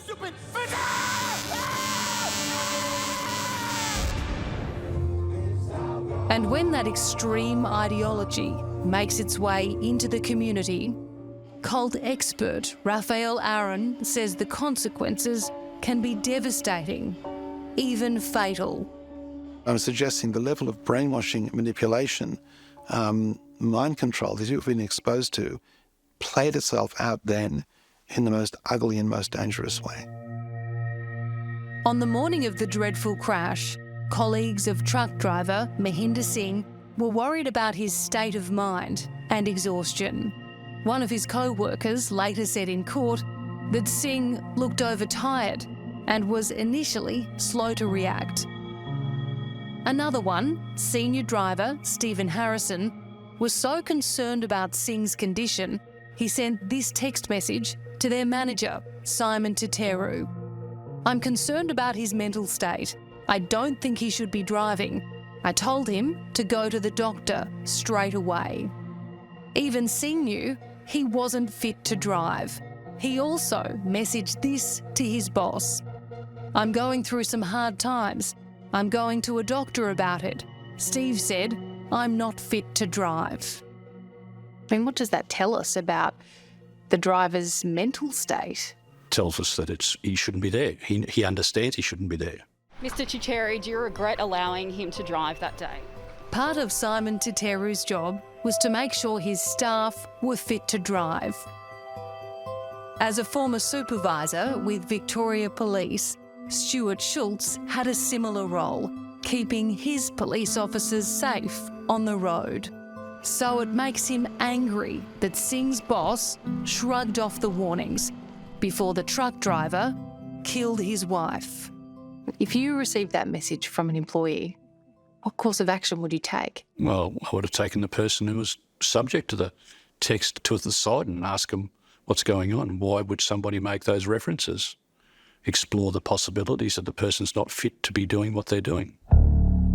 What no one knew was that Mahinder Singh had been on a 3-day ice bender and had barely slept. By the time the truck driver finally met his boss, Simon Titeru, that afternoon, he was delirious.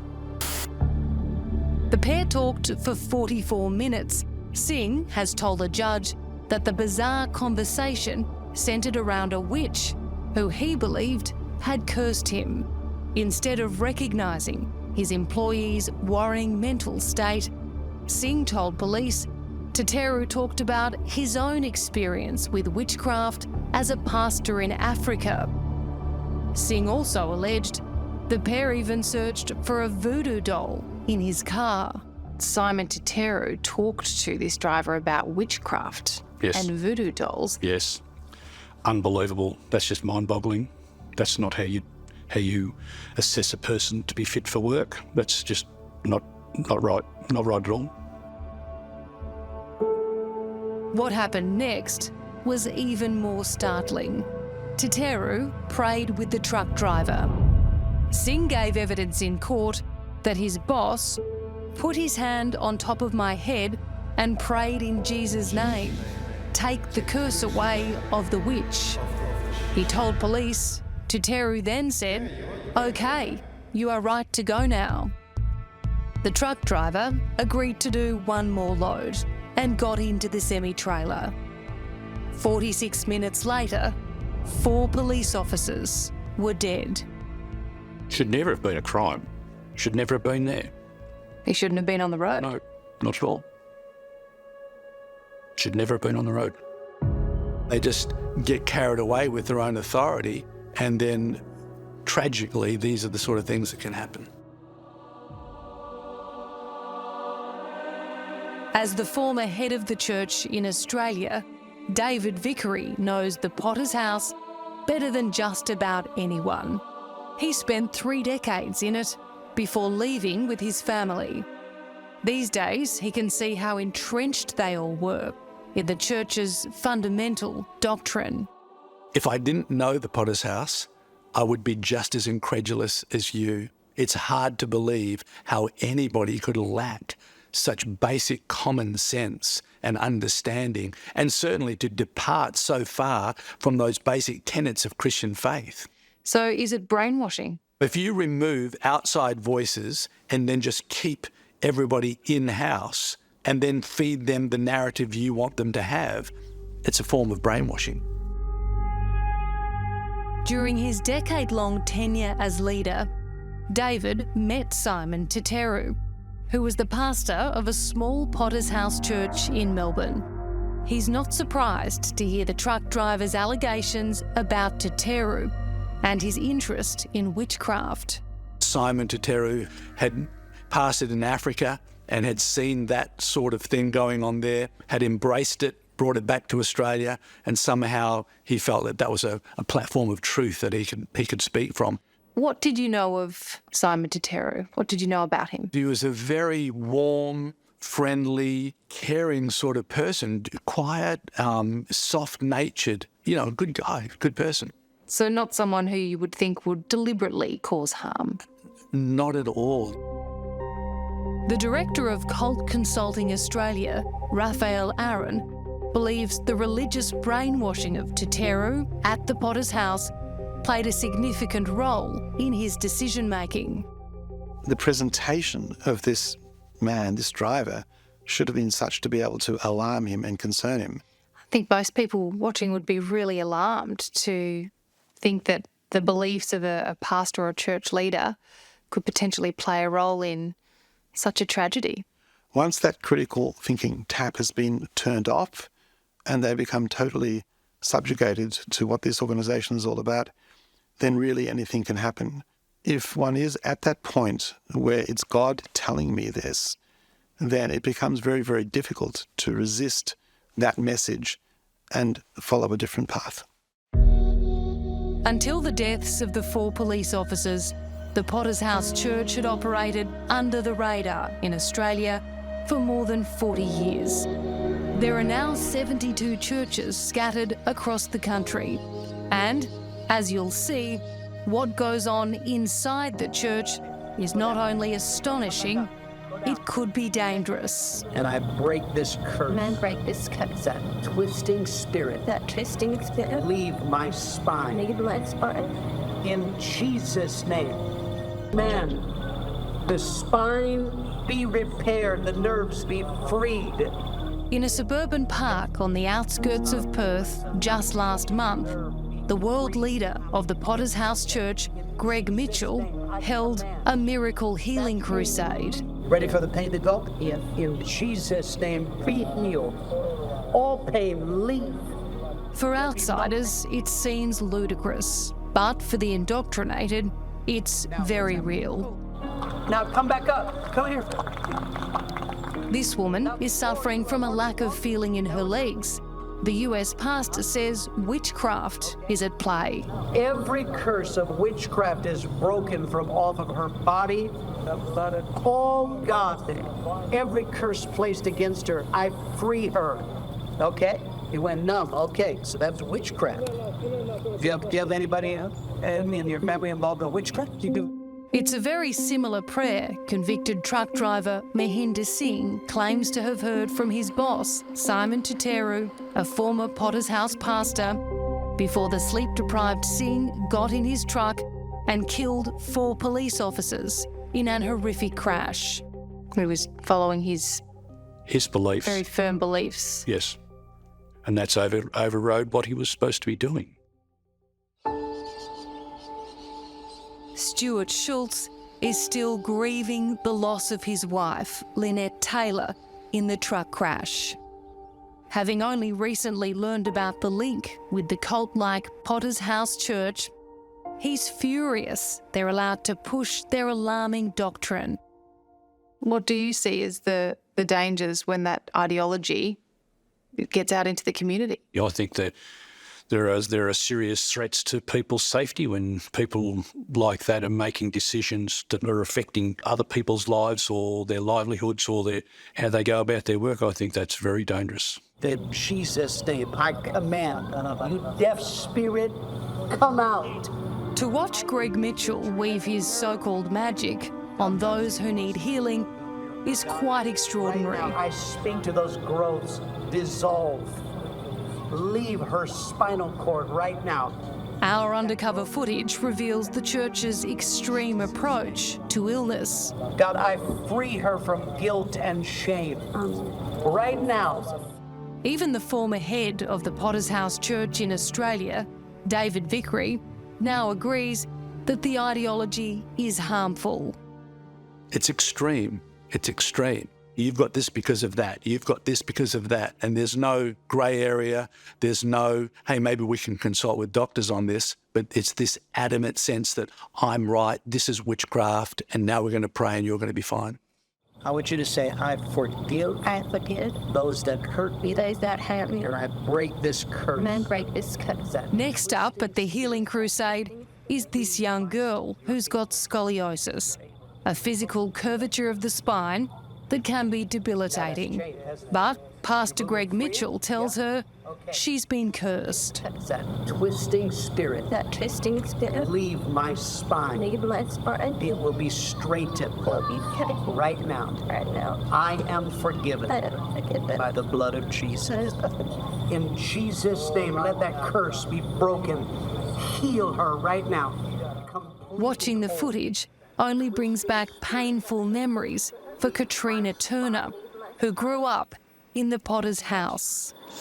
be made whole and straight right now in the name of Jesus. Yeah. Can I have a moment? Here. Take your time. Take your time. Yeah. It's hard to watch, huh? Yeah, it is. It's heartbreaking. Just the way they talk to her, like, I am forgiven. What have you done wrong? Well, he's playing God, isn't he? What it's actually saying to her, that it's her fault she got what she got. It's just one of many serious medical conditions the Church strangely blames on human behaviour, curses, and witchcraft. According to the Church's healing booklet, colon cancer is caused by a curse, heart conditions by resentment, and a stroke is triggered by hatred and self-pity. The skin condition eczema is blamed on witchcraft, and the Church believes all of it can be helped with prayer. So it says here's cervical cancer and breast cancer caused by gossip, promiscuity, hatred of husbands. Prayer isn't going to fix colon cancer or any cancer or diabetes. It's ridiculous. Oh, you're sick because you're not praying enough. That's horrible. For Katrina, the constant praying was distressing and even physically confronting. They all put their hands on me and would just pray really loudly, speak in tongues, and I distinctly remember them commanding the demon of lust out of me. And I was a kid, I was like 6 or something. I just thought, yep, I'm bad. I've got a demon.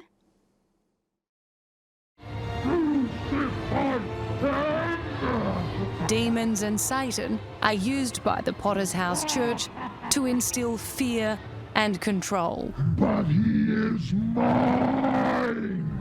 In this Melbourne stage show, put on by the church and attended by young children, a demon drags a man away, complete with mock blood and terrifying costumes.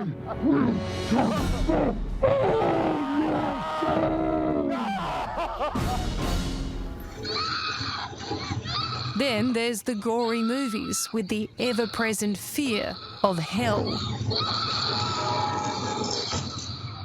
Why did they show these movies? To scare us and to following what we were being taught, to scare us that if we weren't living the lifestyle they wanted and that we would be stuck in hell on earth. Amy Higginson was born into the Potter's House and grew up knowing nothing else. Patty Jo Myers, do you wish to renounce your faith in your God? Even today, the movies still terrify her.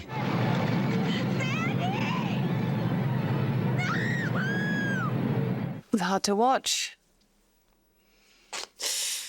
Okay? What's that bringing up for you? I just lived in fear of what my future looked like if I wasn't doing exactly what I was told to be a good Christian and to follow an extensive set of rules and expectation of life. And so the fear was prominent in there all the time. Amy lived her young life constantly nervous that if she did something wrong, demons would grow inside her. The word that my dad used was they were manifesting inside me, and that number would multiply until I had potentially thousands of demons inside me, which would be harder and harder to remove and to get rid of. What were you doing that was wrong, and what was considered bad behaviour? Even something as simple as listening to non-Christian music or reading a book that was non-Christian would be considered bad behaviour.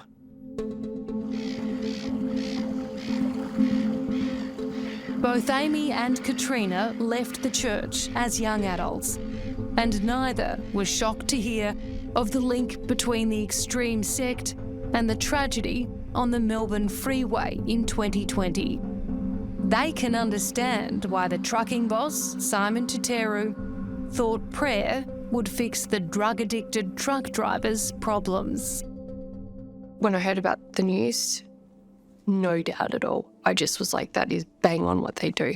The fact that he believed in voodoo and didn't see it as someone who needed serious help doesn't surprise me at all. And yeah, he believed that what he was doing was the right thing. And instead of telling him to get help, he prayed with him and cast a spell out of him. For the Potter's House, that's just normal and something that they genuinely believe. In reality, I feel like anyone else would have known how to respond in that situation. Do you feel some remorse, even guilt, when you do hear these stories that occurred when you were the leader of the church?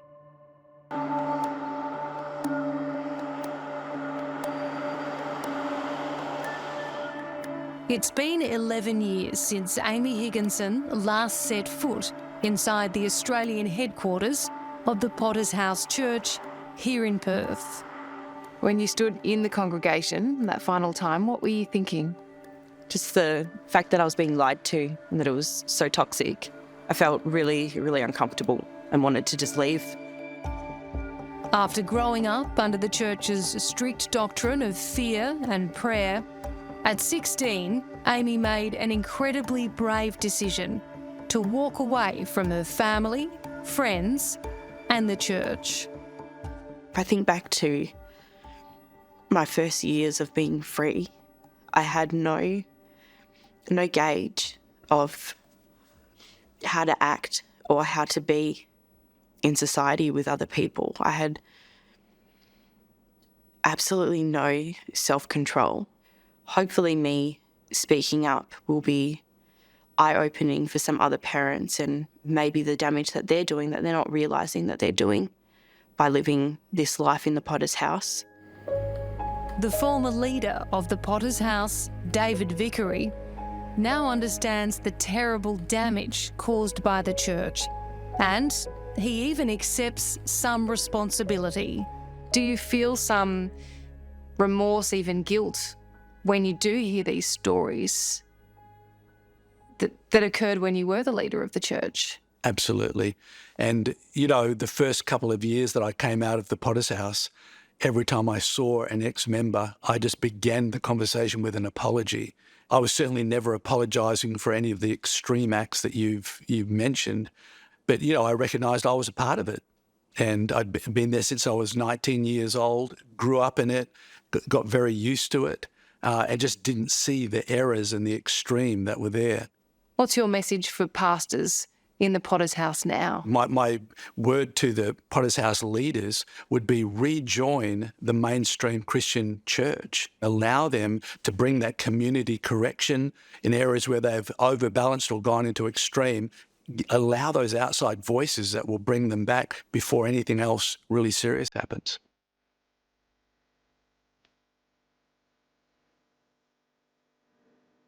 When Potter's House senior member Simon Tuteru chose to pray for his exhausted truck driver and advised him to get back behind the wheel, 4 police officers lost their lives.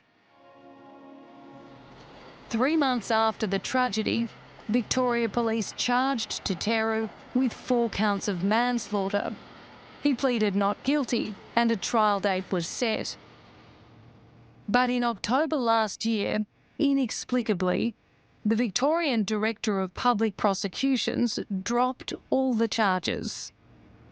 These days, Simon Tuteru is no longer a pastor, but is still a senior member of the church. When we contacted him, he refused to tell us anything about what happened on that terrible afternoon 3 years ago. The church also wouldn't comment. How does it feel then knowing that Simon Tuteru is a free man? He's still attending church, he's getting on with his life. Frustrated that he is, frustrated he's not faced court for anything. And it riles to anger almost. That's how it feels. Should never have happened. That's the sunset where our house is. And there she's sitting on the deck with that sunset, yeah. But Stuart Schultz is even more angry about the continued existence of the Potter's House Church.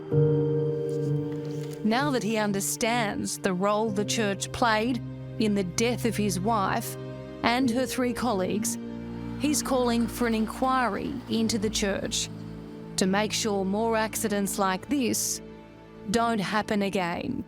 There's 3 levels of blame. The driver of the truck, Taturo, he was the manager.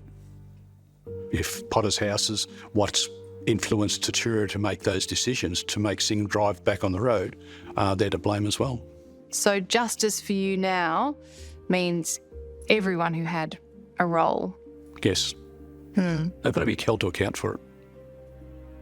Kevin, Josh and Glenn and Lynette and their families all need to have closure. They all need to have justice.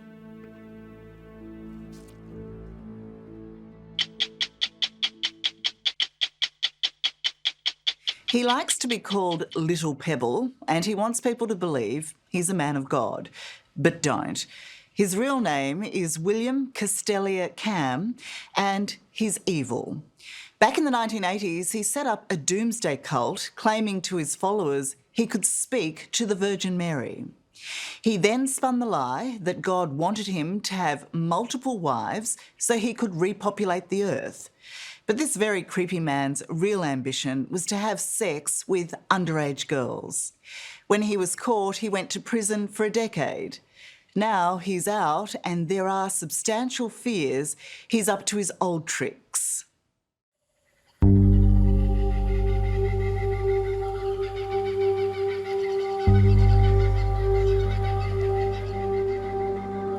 This is the headquarters of the Order of St Charbel, just outside Nowra on the New South Wales south coast.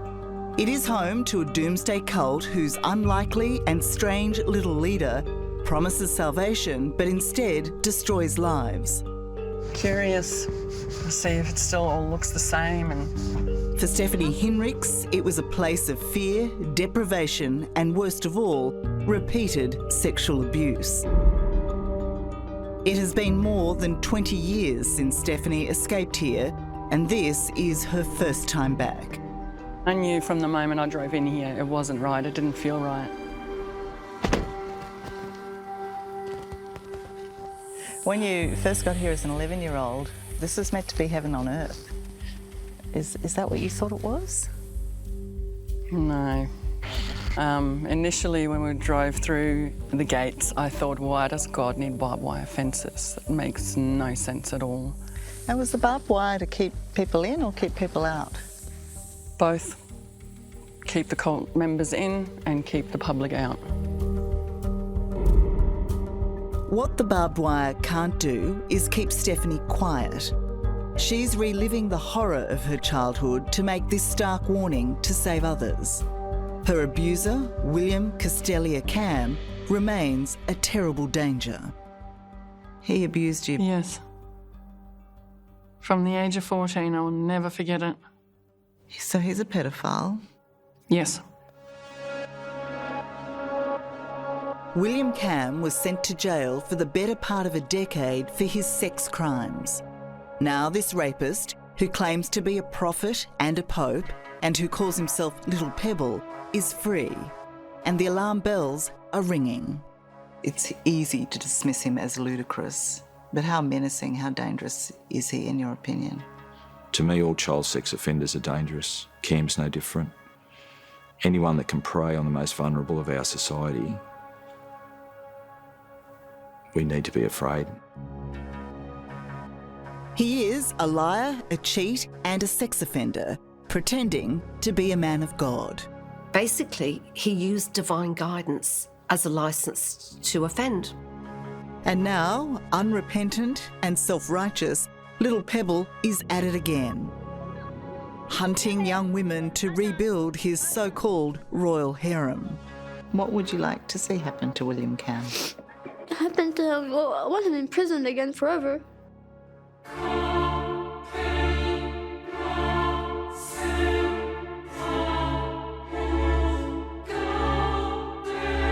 Wearing the cloak of a holy man, Cam has been grooming and destroying families for decades.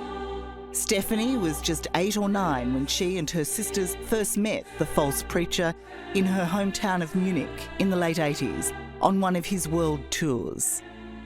And when you reflect on it, did he target you? Oh, yes. Yes. We weren't a wealthy family, so he took us places and it was like, oh, goodness, okay, this man is spoiling us.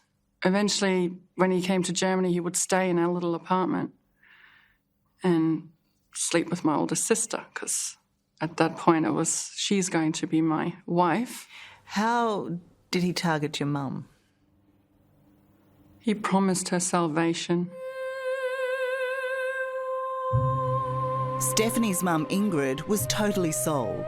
She allowed her 17-year-old daughter, Bettina, to marry the then 41-year-old William Cam, before eventually moving the entire family to Australia to join Little Pebble's cult.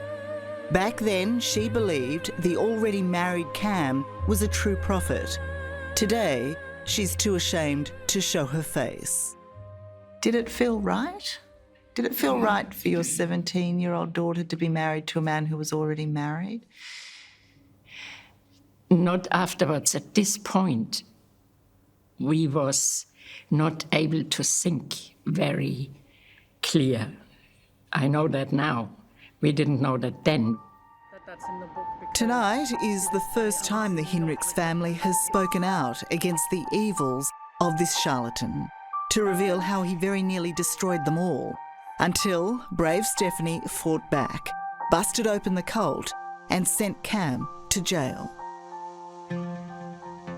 William arrived at the airport with a minivan and we drove for 3 hours to Nowra and then into the bush, and I'm like, oh my goodness, where are we going? It was 1991, and little wonder Stephanie felt overwhelmed. She was just 11, had just flown in from Germany, and spoke little English. But she and her family were about to be reunited with eldest sister Bettina, who had flown to Australia the year before to be with Cam. She was pregnant with his child. Were you in love with him? I was madly in love with him. I was madly in love with him. He was my world.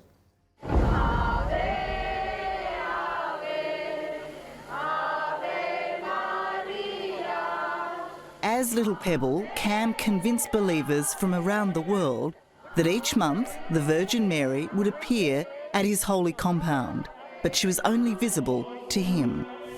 I see rockets that are flying to the United States and to Australia and to Europe. Look at it spinning. Look in your eyes. It's incredible. Cam claimed, through Mary, God told him to choose 12 queens and 72 princesses. The Little Pebble really would have 72 princesses and 12 queens? As William Cam unashamedly told 60 Minutes reporter Jeff McMullen in 1997, his divine duty was to repopulate the earth after a promised Armageddon was to wipe out mankind. That's adultery. You're a married man. Mm-hmm. That'd be right. It is adultery. It would be adultery in the eyes of the world. God can still suspend the law. And he doesn't suspend the law for Tom, Dick and Harry, as Father would say, in every person on the earth. But he does for William. You were commanded. Yes, because I was asked by God. We'll go to Mummy and ask Mummy, she might have it, okay? One of your many children? Yeah, one of the many children. What Cam neglected to tell Jeff McMullen or Bettina, who he would go on to have 6 children with, was that his real, warped desire was to marry underage girls. Tragically, Stephanie was one of them. She was just 13 when Cam started his disgusting dance of deceit and sexual pursuit, writing to her in the guise of the Virgin Mary, declaring Stephanie would be his next bride. I started getting those kind of letters when I was 13. The Virgin Mary's chosen me, And it's very special. It means that I get to live in a castle in Germany. And so at 13, I thought, oh my goodness, I get to be a princess. Yes, I would like that. But the reality was less fairy tale and more menacing. Through the letters, Stephanie was told she would have a child with Cam, but it would not be an immaculate conception, as was first offered. God now wanted her to have sex with her sister's husband. So I went running to Mum. And the sword is sparkling. Help me, I don't want to do this. You have to do this, it's God's will. And I was just beside myself.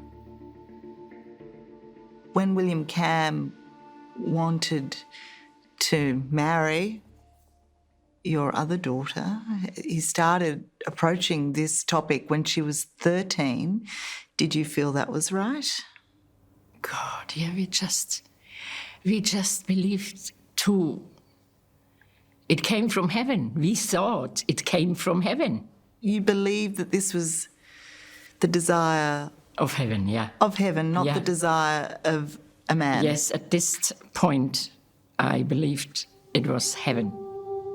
Cam's manipulation of the young Stephanie was cruel. He urged her to write to the Virgin Mary to seek advice if she was confused or anxious, in the process unwittingly revealing all her fears and secrets to Cam. Never did she consider it was Cam answering her desperate pleas for help.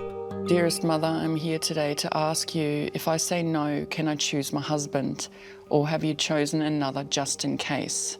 And what does Mother Mary tell you? My child, if you say no, your life will become very ordinary, like most children in the world.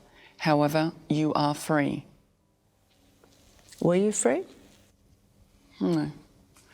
It was the illusion of it was my choice, but in the end it never was. That was never more stark than when Stephanie turned 14. Cam brought her to this motel to consummate what he called their mystical marriage. Yeah, I remember my nerves. I was so shaky, the adrenaline, it was full on. And I just stayed on the couch that night. He tried to drag me into bed, but yeah, I didn't want to budge. What happened the second time he brought you here? The second time was the time that I gave in to him. And why did you give in? Because the first time I was scolded for not letting him have sex with me. So I was scared to get in trouble again. And just laid in bed after my shower and let him do his business.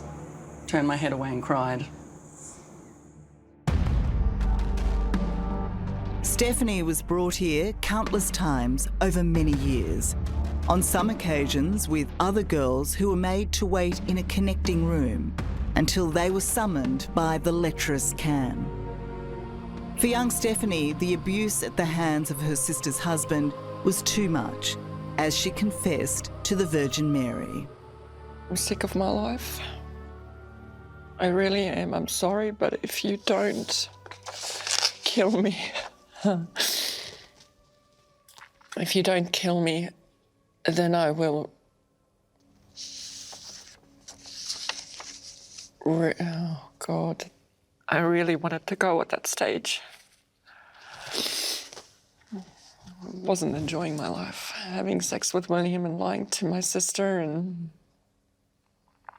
it really, really hurt me.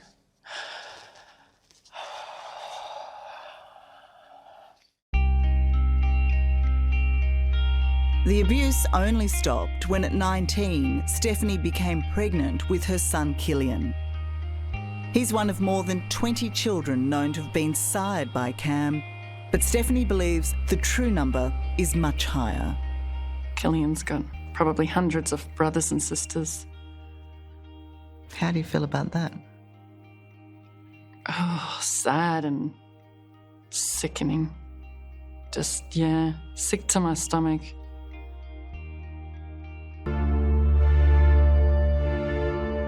Stephanie Hinrichs had been promised heaven on earth, but found herself in a special kind of hell. stuck in an isolated religious community near Nowra on the New South Wales south coast. And at just 14, married off to a perverted and singularly unimpressive doomsday cult leader who calls himself Little Pebble. Of course, without any remorse, William Cam claims all he's ever done is follow God's orders. He needs to be stopped. Otherwise, he will just keep going until he passes on to the next life. In her book, The Messiah's Bride, author Megan Norris exposes Cam, who used the fear of damnation to tame his flock. This sex offender claimed the Virgin Mary regularly appeared and spoke to him. Does any part of you believe he believed it? No, I don't believe it. Basically, he used divine guidance as a license to offend.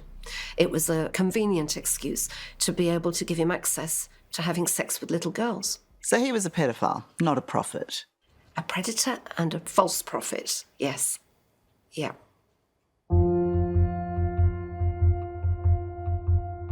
In 2002, unwilling to raise her young son in a cult, Stephanie finally went to police to report Little Pebble, the father of her child, accusing him of sex abuse.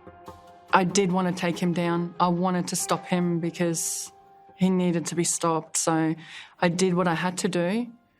It was pretty hard and very embarrassing. I remember feeling mortified in the police station. On the 8th of August 2002, police swooped and William Cam was taken into custody by the Sex Crimes Squad. The arresting officer was Detective Chief Inspector Peter Yeomans, now with the State Crime Command. What was his reaction when you arrested him? He's always been in denial, and he still is to this day. He still thinks that he's not guilty. He still believes that he has done nothing wrong, and a number of his followers are the same. It's beyond belief, but not all believe that he is a sex offender. But a jury did. William Cam was convicted and sent to jail for nearly a decade in 2005 for the repeated sexual abuse of Stephanie Hinrichs and another 15-year-old girl in the compound at the time. Girls who he called his queens and who he considered were his wives. In going to the police, these young women were threatened with damnation. And in Stephanie's case, she was made an outcast by her own family, with her mum Ingrid willingly appearing as a witness for William Cam. What was it like to have your mum come into that courtroom and testify against you to say that you were lying? Oh, it was heartbreaking. It was very heartbreaking. And during that period of time, it was like I'd never had a family. Everything was a lie. Mum let this happen to me. How could she? Were you convinced that your daughter was a liar? I was confused and I thought, yeah, maybe she lies, yeah. This was after years of your daughter telling you, coming to you. It's hard. It's hard to understand. Yes, I know that. And I myself have terrible trouble to understand my time at this time. But it happened. Oh, yeah, maybe I have to work through my guilt. Still. What do you feel most guilty for? That I let my kids down. He was using religion in such a way that just split families. So it was just awful. And it continued on for many, many years. I see it as a grooming with the families to get to these children. And it's just terrible. Sorry. In Stephanie's family, Cam was more than happy to set sister against sister, first betraying Bettina with a number of secret affairs before revealing his plan for a royal harem. Did he ever tell you about his plans to take on queens?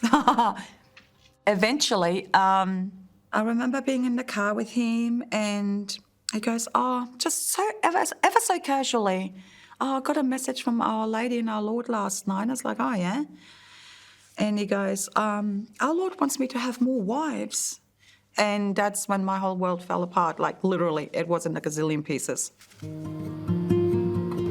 But Stephanie's decision to report Cam to police ultimately gave Bettina the escape she wanted but never acted on. Now divorced, today she's grateful for her little sister's bravery, for the freedom it won her and her children, including youngest with Cam, 21-year-old Maggie. What do you think would have happened if Stephanie didn't take that action? Nothing would have ever changed. He would have never been put behind bars. I think she was really strong, not only to go through with it, to make a complaint, but to go to court with all that pressure and to stand up and testify against him. I think, and then to be able to be as together as she is now as an adult, that she's still standing, you know, it's bizarre stuff. It is bizarre and beyond belief. But horrifyingly, the bizarre and unbelievable continue. With his release, little Pebble is up to his old tricks, trying to rebuild his royal household, targeting vulnerable young women to become his new queens.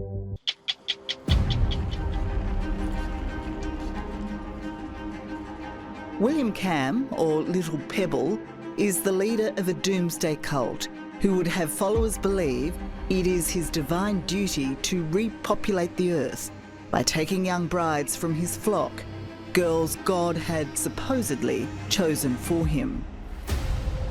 The more earthly truth is, Cam is a convicted child sex offender who cannot be trusted. Certainly, the authorities believe the community needs ongoing protection from William Cam. On serving his jail term, Cam's release came with strict rules, known as extended supervision orders, which, along with other restrictions, banned him from being in the company of underage girls and using social media.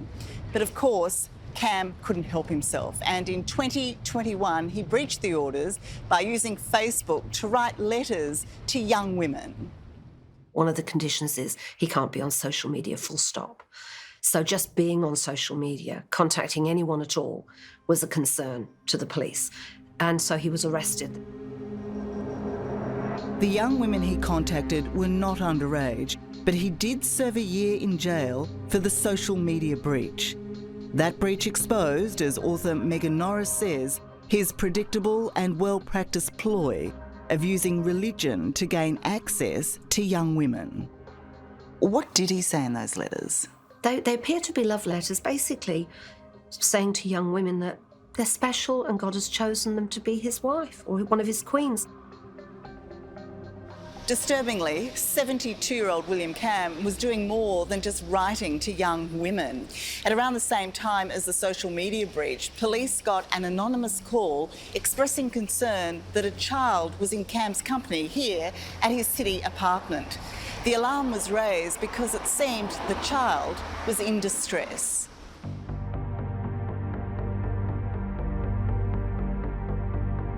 So the police attended the apartment and they discovered what appeared to be a child dressed in a sort of white nightie, clutching a child's toy, crying and in distress. And when they searched the place, they found the young woman's underwear, saw evidence of that young woman staying there.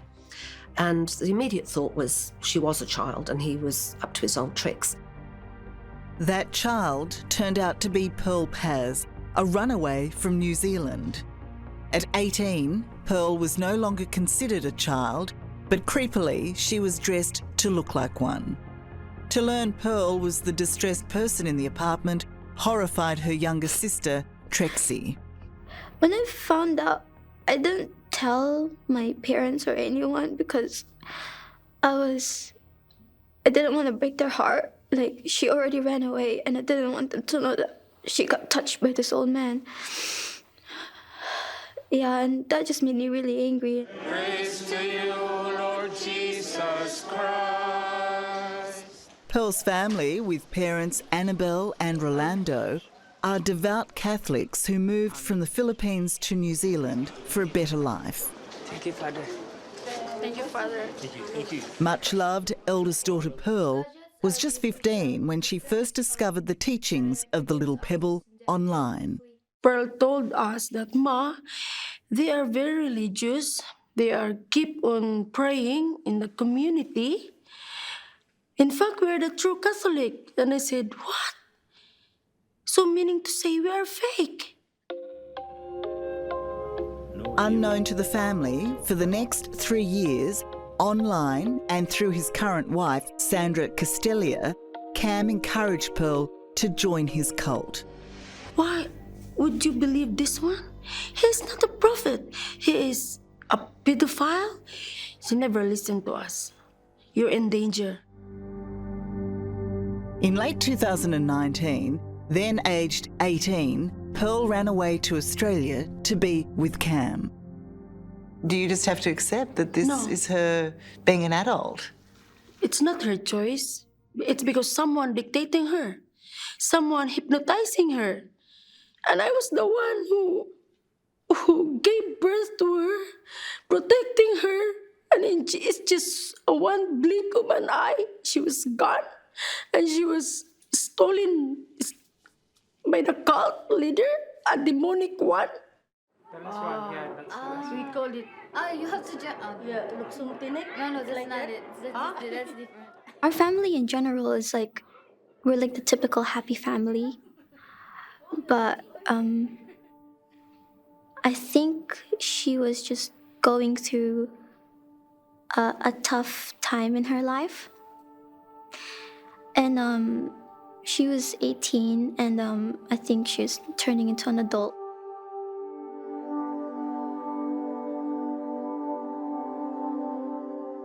And I just wish that before she left, I was there for her. I wish I could just go back in time and give her the comfort that she needed, talk things through. I really wish I could go back in time.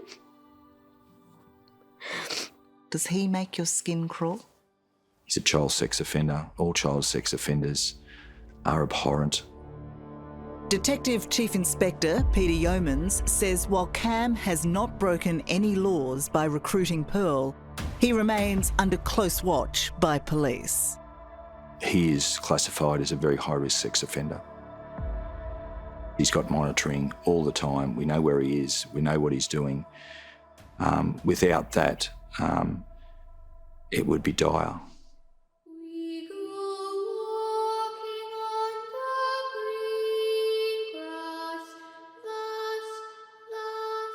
Yeah, the energy here is totally off. Stephanie Hinrichs and her son Killian escaped this Camberwarra compound and Little Pebble's cult 21 years ago. Stephanie's horrified other young women, like Pearl Paz, are again being trapped the way she once was. He knows how to speak, and that's how he gets people. And he sees vulnerable people. He knows how to pick the vulnerable ones. As Stephanie warns, William Cam has always been a preacher of lies. Do you think the Virgin Mary still appears here? She never did. She wouldn't come to a place like this where people get hurt and families get destroyed. What do you think of the events at Pemberton? What do I think? Another example of a stupid mentality of the mob. She's known to everyone as Sheila, the most powerful figure in the Orange hierarchy. Tell them that they think too much of themselves. What And would I you- don't think that much of Pemberton people. The people of Pemberton can expect no sympathy from her. It's the same hard line we found when we filmed at Rajneeshi headquarters in Oregon last year.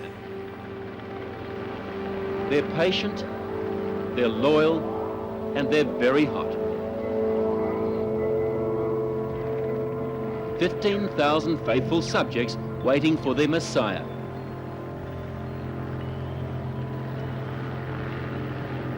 But this Messiah doesn't come on a donkey. Bhagwan, as he's known, glides slowly past in the air-conditioned comfort of his Rolls-Royce. You can look into my eyes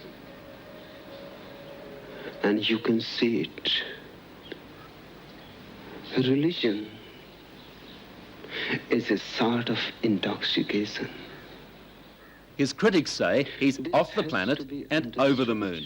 This 52-year-old ex-philosophy professor turned guru. Intoxication. The world first got to know about Bhagwan through films like this, made at his commune back in India. He calls them therapy sessions, designed to cure your sexual hang-ups. The orange people won't let you film therapy sessions anymore. But still, Bhagwan's message to his followers is, don't hide your feelings. And that's given him labels like the free love guru. Are your Rajneeshis encouraged to play out their sexual fantasies, to indulge in free love, multiple partners? Rajneeshis are taught not to enter into any phony sexual suppressions. Rajneeshis are taught not to be like Queen of England, who's afraid to show her tits.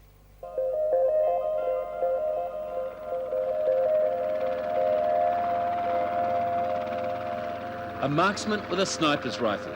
If you think it looks sinister, that's just the way Sheila wants it to be.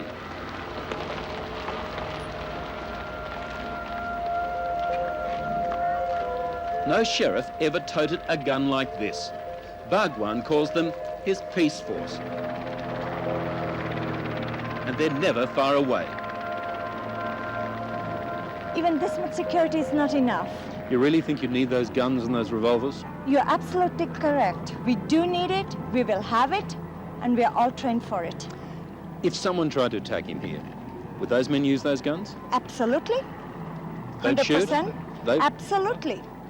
Have you Without any failure, and it will go straight bullseye. You're absolutely serious that that man there, if someone attacked him, he'd use his gun? You're damn right. I'll be the first one to use it. That was part of the story we filmed last July. Since then, the state of Oregon has challenged the legal status of that city the Rajneeshis built. If they get kicked out of Oregon, the people of Pemberton in Western Australia are wondering, might they decide to come here? We are not a small, insular bunch of hillbillies that are rejecting these people simply because of their religious beliefs or the way they look or anything. It's simply numbers. And I think that the rest of Australia is sitting back and saying, thank goodness it's not us. Let them stay at Pemberton. I think their sexual practices I disagree with, and the fact that there's a mass of them makes me dislike them coming to my town. The good folk of Pemberton. Never before have they been so frightened and confused.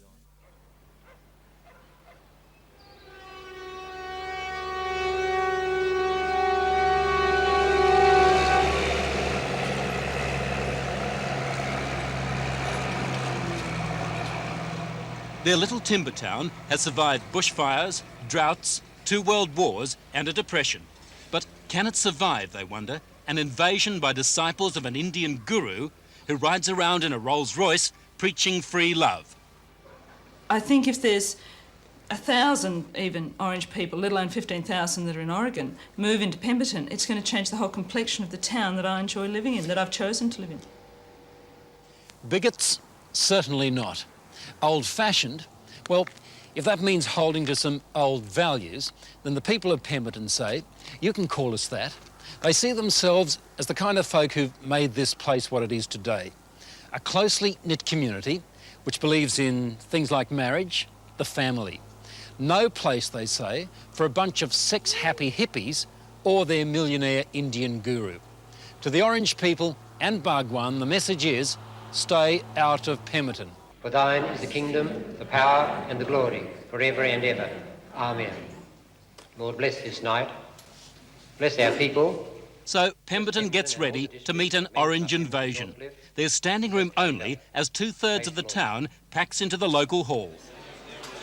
Even a bomb scare doesn't keep them away. Are you aware of the bomb threat here this afternoon? Of the which? Bomb threat made here? No. Well, there was a bomb threat made this afternoon. Was it? The premises have been checked, thoroughly searched this afternoon and again this evening. We're advising you so that you are aware of it. We must treat it as serious, so you enter, you do so at your own risk. Yes. As long as you understand. Land anyway. They're mostly farmers and timber workers. Some have hardly even heard of Bhagwan Sri Rajneesh. We should treasure what we have here, respect it, and don't give it away.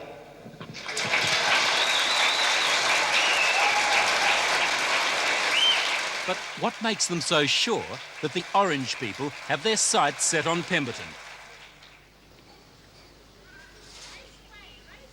This is what makes them so sure. You see, the Rajneeshis have already arrived. Just out of town, they're turning a tourist lodge into a school. A boarding school for little oranges. Do you think they have any reason to feel threatened? As far as their religion is concerned, yes, they do have reason to feel threatened. It's a dead religion. It's not alive. They get conditioned through fear and manipulation.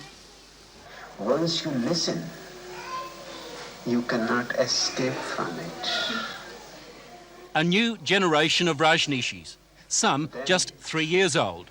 All become associated. Their mums and dads are someplace else. They'll take turns coming here to look after each other's children. Just a short drive from the school, something else the locals are worried about. A Rajneeshi building company has started work on 15 chalets. Really is quite beautiful, isn't it? It is indeed. They're for anyone who wants to spend a holiday beside a lake trout fishing or bushwalking through eucalypt forests. It's for tourists. It's a tourist development. This is the tourist part of the property. And we've signed documents. Swami Prem Prabhat. That means Mr. Love Dawn, a Perth architect who turned orange. It's a wonderful place to come for a holiday. You don't have to believe in the Orange people. Definitely not. We've had people down here who have been perfectly happy to be on holiday down here. An application to construct an additional 15 holiday chalets and to convert the existing lodge into an open country school. The Shire councillors hold a special meeting. They've come together to decide whether or not the Orange projects can go ahead. To be or not to be in Pemberton is the question. Not to be is the answer. Council resolves to refuse the application to convert Carry Valley Lodge to an open country school. Put that motion. Those in favour? Against? Carried. I think it's pretty sick. That's all I can say. I think it's sick. Such religious discrimination has never been seen before. You said because of circumstances, and you won't say what the circumstances are. What are the circumstances? It has already been said that there are no technical reasons why this shouldn't pass. There's no technical law that we've transgressed at all. I don't think the law is. What are the circumstances? There is no law here. Can't you see? It's These people obvious that don't there's know no the law. law. They don't I'm sorry believe in you've the law. been asked to leave. I realise I've been asked to leave, but you this going is to? inhuman what's going on here. And I hope you guys can't sleep tonight. Excuse me, gentlemen, would you mind leaving the gallery? There won't be a school, and work on the chalets must stop. We're going to be here and we're going to stay here because we have a legal right to be here. Right? I mean, people cannot make a moral judgment of us. That would mean that if we were a Catholic institution and we came down here and wanted to establish a Catholic school and build tourist chalets for a Catholic business, would we be denied the rights? Why should we be denied the rights that every other religion in Australia is granted? See, the Orange people would say that you're a bunch of bigots who are opposed to anyone who's different. It's silly to say that because this town is a multicultural community. People are different. They all dress differently. And the Pemberton folk point to things like this. Those therapy sessions are a bit way out for them. The thought that there could be thousands of people deciding that the way to live and to find God is to have multiple sexual relationships at one time or all at once, and for children to be watching adults have sex, for children not to know who their parents are, not living with their parents in a family unit, I think is really, really frightening. They seem to grow and grow, and this is one thing we don't want in this small community because we might finish up one of them. They moved enough people into the city of Antelope, registered them, and defeated us at the polls. They devastated our way of life. These Americans live in a little town called Antelope. It's what the Orange people did here, say the residents of Pemberton, that worries them so much. They have taken away our school. They have tried to take away our place of worship, and may succeed. That's still in the courts. We don't really know. As we found last year, the Orange people virtually own Antelope. They bought up property, took control of the council, and changed the street names to words the locals can't even pronounce. Now, those old residents feel like the new outcasts. Even their police force wear pink and purple.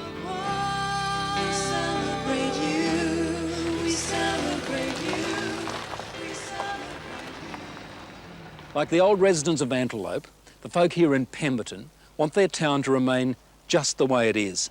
They want Jamison Street to remain Jamison Street. And they don't want their policemen dressed in pink or orange or purple. Well, that's one thing they don't have to worry about. Because unlike Antelope, you don't vote in your local sheriff or the judge over here. But even so, there are real fears in Pemberton that life here could be about to change. There are two things which are inevitable in life. One, death, another, change. So you're saying that there just might be some changes for Pemberton? If naturally it happens, I would say if you're intelligent, accept it. If you're stupid, suffer with it and enjoy the suffering. Remember Sheila, the lady who says she'd shoot to protect Bhagwan? As we said, she hasn't changed much. Sheila, what would you like to tell the people of Pemberton? I would say you're stupid, idiotic, stop behaving like little kids. Our children are acting more grown-ups than you are.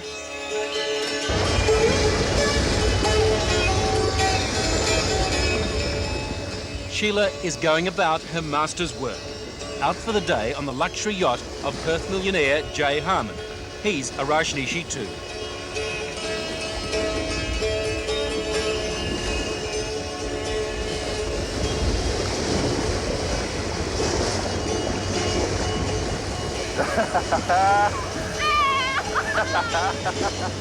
It's Jay Harmon who's got big money in that tourist resort the council knocked back.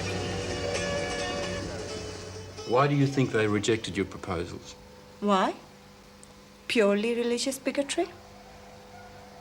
The rumours are flying around that they're putting in offers for farms here and farms there. We don't know who to believe. The local hotel, I've heard a rumour that they're offering to buy that. So, rumours fly. Every day, another story. There's even talk that Bhagwan might leave his ranch in Oregon to retire in the forests at Pemberton. There's no way Bhagwan's going anywhere. For him, Australia is nothing. The man carries the whole of the universe wherever he goes with him. What do you think? Australia is separate from universe? Look, what do you think of the idea of bringing him here to Australia? And say he could talk to the people... Very bad idea. The people of Pemberton. You must be joking. Why? To see these prune faces and fruitcakes?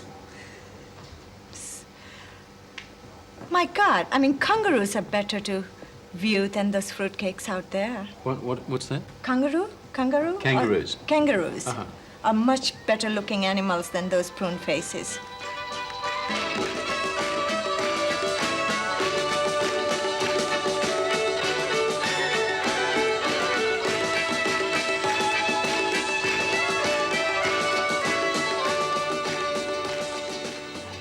Sheila, whatever your plans are, the folk at Pemberton are simply saying this.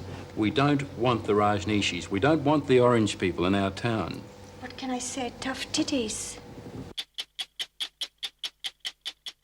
Hello, I'm Tara Brown. Thanks for watching. To keep up with the latest from 60 Minutes Australia,